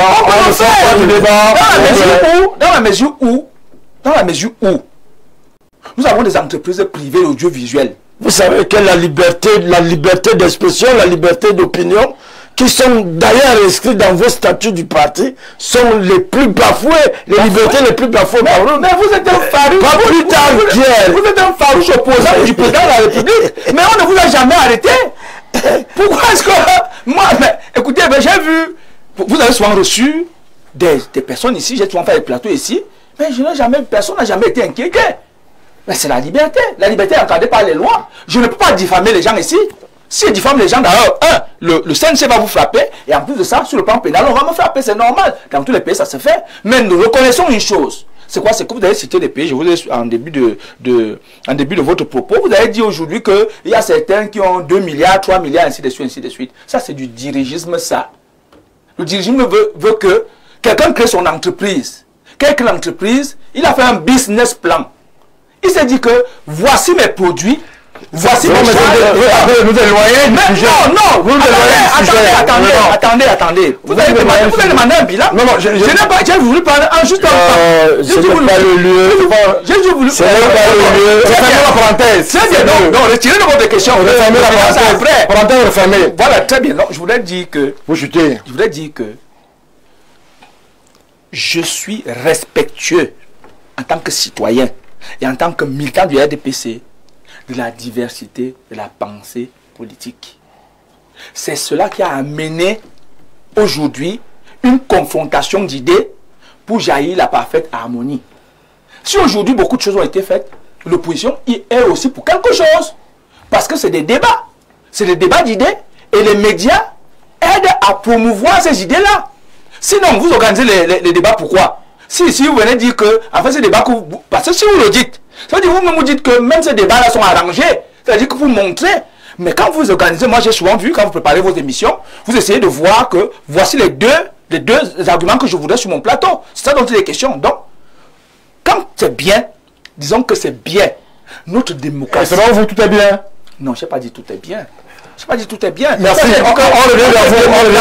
Notre démocratie est une démocratie qui avance à grands pas. Tous les compatriotes qui sont même de l'autre côté, nous respectons leurs idées. C'est ça qui nous permet davantage de mûrir nos idées et de présenter mieux. Merci. Le souverain qui davantage nous vote pour cela et non pas parce qu'il y a des choses qu'on crée. On va compris. Merci Simon. Bonsoir. Pourquoi encore organiser une mascarade? Celui qui allait gagner a été capté. Alors je suis confirmé la victoire de notre président RDPCOI. Je ne sais pas qui allait gagner et qui n'est plus là. Bonsoir le plateau. S'il vous plaît, dites à monsieur Éloi Bidon de cesser à mentir. Les gens... Cabral n'a jamais été formé avec le RDPC, ni formé dans le RDPC. Cette loi, Cabral n'a pas été formé dans le RDPC. Bonsoir. L'analyse de cette loi, j'ai dit fabriquer. c'est vous qui savez où est la différence en politique. Bonsoir, l'analyse de loi est très lucide. Le RDPC est une grosse machine qui n'a pas besoin d'être élue. Seul le peuple ou l'armée, c'est que nous ne souhaitons pas. Nous, on ne parle pas d'armée ici, on parle d'élection. Merci à vous, Michel, de réagir depuis le Gabon. Au Cameroun, ce sont les élections. Nous, on n'évoque pas l'armée. Lorsqu'on évoque des questions de politique. Bonsoir le panel, l'opposition n'est pas divisée, ils sont juste en train de jouer avec le parti au pouvoir. Mon point de vue, premièrement, il faut impérativement savoir que l'opposition n'est pas divisée, et le Grand Nord n'est pas divisé, le Cameroun n'est pas divisé. Nous sommes tous unanimes sur le changement, le peuple camerounais en général, le Grand Nord en particulier, n'est plus avec le régime. Alors, on va s'arrêter là. Vous nous avez carrément envoyé une Bible. Je ne sais pas comment on peut transcrire une communication pareille. Bonsoir à mon grand frère Saint-Éloi Bidou, qui essaie de tatillonner nos palais dans son prestigieux restaurant. Saint-Éloi, je vous envoie la facture du service commercial. La disqualification du professeur Maurice Lamto a ouvert la porte du succès au RDPC à l'élection présidentielle prochaine. Merci à vous. Calvin Kameni, bonsoir. À tout le panel, les opposants camerounais sont tous des ingrats. Voilà, c'est le Saint-Germain aujourd'hui, président du G20, quelqu'un qui était au SDF, MRC et créé son parti à part. Maintenant, il soutient Paul Biya. Vraiment, soyons sérieux. De qui se moque-t-on, s'interroge. Le peuple camerounais n'est pas souverain et les Camerounais ne sont pas là pour le changement. Je ne suis pas libre de soutenir. Voilà votre position. Libre de soutenir, non? Bonsoir le panel. Vraiment que le représentant du RDPC ne dise plus que le peuple est souverain. Mais nous, vous enfermez les Camerounais qui osent lever la tête. Le RDPC pratique pas la liberté, mais un jour vous serez surpris, car ce peuple va se relever. On a vu des dirigeants plus forts que vous, mais qui sont tombés. Confère Mobutu. Allez faire la politique. Monsieur Émile Abondo, alors, l'élection du 12 octobre 2025 approche. Les Camerounais sont perplexes. Le menu qui leur est servi laisse interrogateur entre anciens barons qui espèrent un combat fulgurant, jeunes pousses qui veulent se faire un nom, transfuges d'ici et là qui espèrent rebondir. Comment est-ce qu'on fait son choix lorsqu'on a un mastodonte comme le RDPC qui est en face et qui a des acquis et une présence sur toute l'étendue du territoire? Mais je voudrais dire que l'élection présidentielle du 12 octobre a tout son sens. C'est d'autant plus que c'est d'abord un événement statutaire. C'est un événement statutaire, un événement réglementaire et un événement qui devient ce qu'on appelle en géopolitique un événement monstre. Pourquoi? Parce qu'il se prépare en 7 ans et il se prépare dans toute l'étendue du territoire. Alors, comment le vivre? Qui sera vainqueur? Le vainqueur sera celui qui aura eu un meilleur maillage politique sur le plan spatial. Le vainqueur sera celui qui se sera mieux préparé dans le temps, oui, c'est-à-dire pendant les 7 ans. Le vainqueur sera celui qui est tel que, au lieu de se faire connaître, au lile de profiter de la télévision... Ce qu'on a assisté, ce à quoi nous avons assisté au Conseil constitutionnel, est-ce qu'on n'est pas dans des débats périphériques? Je ne vais pas dire faux débat. On parlerait même d'une diversion. Moi, ce serait un peu plus ardu. On parlerait d'une diversion. Le peuple a besoin... Les sigles, les couleurs, le point tendu, le point levé. Le programme politique. Il est question pour les uns et les autres qui ne sont pas connus alors qu'ils sont méconnus à certains endroits de dévoiler leur programme politique ou alors de participer à leur installation sur le plan spatial. C'est de ça qu'il s'agit. C'est par là que l'élection passe. Ou alors de participer au recrutement des représentants dans les bureaux de vote. Il ne va plus falloir que les gens disent après que non, ils ont fomenté, ils ont ficelé, ils sont allés faire ceci à la sous-préfecture. Il est question de travailler. Au lieu de se livrer à de vaines, j'appelle ça de vaines spéculations. C'est des querelles de bas étage que de voir des agrégés, des gens émérites et autres nous envoyer dans des débats justement périphériques et qui participent à déboussoler les lecteurs. Parce que l'électeur est perdu. Et quand l'électeur est perdu, il ne reste qu'un seul parti devant lui, c'est le RDPC. Oui. Alors, pourquoi douter de ce que les uns et les autres disent? Que le seul qui est garant de ce que, sur le plan spatial, il est installé, sur le plan temporel, il a travaillé pendant 7 ans. regardez, c'est le seul parti qui Sur le plan du bilan, il y a un gros point c'est d'interrogation. le seul qui peut vous présenter ce qu'on appelle un socle politique.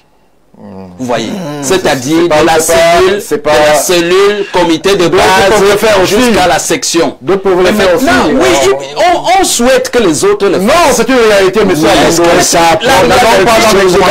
réalité vous amène, sur le plan politique, vous amène à estimer le nombre de votants que vous pouvez avoir. Est-ce que ça remplit le panier de la ménagère? Justement, c'est ce qu'on devrait retrouver dans le programme politique. C'est ce qu'on demande aux opposants de nous présenter maintenant. Au lieu de nous dire que la carte a telle couleur, l'autre a le point de main et autres. Il est question que chacun dise aux Camerounais pourquoi il veut se présenter à la magistrature suprême. Et pourquoi est-ce que les Camerounais devraient choisir quelqu'un d'autre plutôt que lui. C'est de ça qu'il est question. Mais maintenant, si on s'en tient donc à ce cas de figure, on va se dire que certes, il y a l'opposition au Cameroun. S'il n'y avait pas l'opposition, le RDPC allait avoir un boulevard d'opportunités. Et pourquoi on allait perdre de l'argent pour organiser l'élection présidentielle? Il y a l'opposition. Mais le problème, c'est que tellement une opposition de convenance. Tellement un parti a travaillé plus que les autres, au point où les autres sont tout simplement là pour l'accompagner. Est-ce parce que les autres sont là pour accompagner qu'on ne va pas organiser les élections? Il faut bien l'organiser. C'est l'interrogation. Il faut bien organiser l'élection. Timothée Somba, les opposants semblent être tenus par d'autres questions. Les femmes parlent de cosmétiques. J'ai la plus belle photo. J'ai le point levé.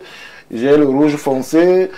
J'ai le sigle qui est plus beau. Alors, est-ce que, avec ce type de divergence, la candidature unique tant fantasmée, je vais dire souhaitée pour rester élégant en télévision, aujourd'hui, est-ce que ce ne serait qu'une vaste illusion qui a été justement mise dans l'opinion pour une fois de plus distraire les Camerounais? Stéphane Barga, il n'y a pas d'opposition au Cameroun. Pourquoi? Que veut dire opposition au sens politique? C'est l'ensemble des forces politiques adversaires. Je veux qu'on souligne le mot adversaire au gouvernement. La notion d'adversité subodore équilibre des forces, équilibre du jeu politique. C'est pour ça que dans le sport, les combats, toutes les disciplines sportives, les combats se font par catégorie. Parce qu'on estime qu'il y a une once d'égalité de chance. Au Cameroun, il n'y a pas d'opposition parce que l'adversité n'existe pas. Il y a un hyper grand et il y a les petits. Vous voulez, il n'y a pas d'opposition. Et vous comprenez pourquoi la seule opposition politique qui est au Cameroun s'appelle l'abstention. C'est l'abstention qui est la réelle opposition. Et c'est à partir de l'abstention qu'on mesure le degré d'adhésion du peuple profond, pour emprunter une expression d'un ami que nous connaissons, au jeu politique. Pourquoi le peuple n'adhère pas au jeu politique? Parce qu'effectivement, il n'y a pas d'opposition. Aujourd'hui, nous avons un fichier électoral de 8 millions d'inscrits. Attendons voir l'effectif qui ira voter. Oui. C'est à partir de là que vous allez donc savoir s'il y a opposition ou pas. Et ceci nous pousse donc à opérer un choix civilisationnel. J'ai bien aimé dans le propos de Simon tout à l'heure les bienfaits de la démocratie au niveau de choc des idées, choc des arguments. Mais la démocratie avec multipartisme libéral a échoué au Cameroun parce qu'elle conduit à des conflits ethniques, claniques et autres. Moi, j'aurais préféré. Alors, Timothée Somba, on ne va pas faire le développement. Je souhaite que vous chutiez. On aura, en d'autres lieux, l'occasion de revenir sur les propositions en termes de formalisme démocratique que vous souhaitez. On est tenu désormais par le temps. Il nous reste à peine 2 minutes. Je souhaite que cette loi dise un mot aussi en conclusion. Oui, je chutais donc justement en disant le modèle chinois. En Chine, il y a l'opposition. Mais au sein des institutions où on peut exprimer les idées. Ici, chez nous, dans la configuration actuelle, on est parti victoire victoire, victoire, victoire. Surtout avec un élément très, très, très important que j'ai failli oublier, la non-limitation des mandats. Merci. Vous allez battre le RDPC, vous allez passer par... Merci, on va compris. Santé-Loi, on sort 12 octobre 2025. 12 octobre, quasiment pour rien. Si on s'en tient, c'est ce que vous dites. De toutes les façons, 12 octobre 2025, l'élection est déjà pliée. Avant que la campagne ne s'ouvre, le RDPC est en fin de campagne. Et le RDPC a déjà gagné. A déjà gagné parce que ceux sur qui les Camerounais ont reposé leurs espoirs, c'est-à-dire ce qui se passe pour être l'opposition camerounaise, qui en fait ne sont que des hommes que le RDPC a cooptés, a choisi et a placé à des endroits pour faire semblant de s'opposer à quelque chose. Non, monsieur Messengue, moi je dis que le président Biya, qu'on le veuille ou non, aura été un grand président, parce qu'il aura réussi à duper, à tromper. Ça c'est vous qui le dites. Amadouer les Camerounais à chaque fois, et les Camerounais ont répondu. Merci. Présent. Merci. 30 secondes, juste pour que vous réagissiez, puisque ces paroles n'engagent que lui. Je voudrais dire que le peuple camerounais, souverain et maître de son destin, a choisi Paul Biya, qui est un homme sincère en politique. La sincérité manque beaucoup aux hommes politiques, mais lui, c'est un cara, il est très sincère, et justement, il a dit, je vous tiendrai toujours le langage de la vérité. C'est pour cela qu'il est l'homme le plus aimé au Cameroun. C'est pour ça qu'on le choisit. Merci, cher monsieur. Merci Simon Messengue. Voilà ce qu'on pouvait dire sur cette actualité qui, justement, a irrigué les rédactions. L'opposition s'est crêpé le chignon du côté du Conseil constitutionnel. Pour combien de temps?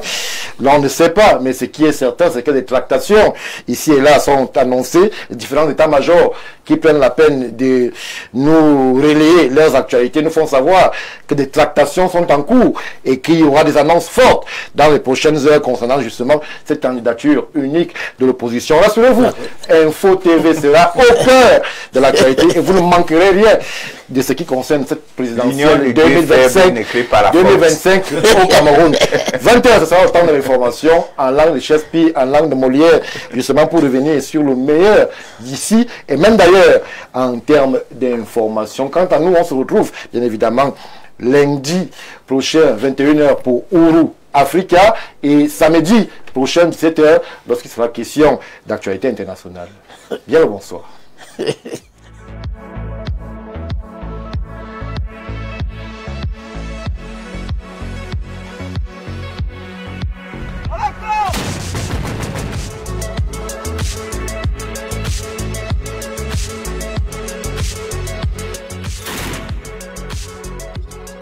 Une victoire sans appel.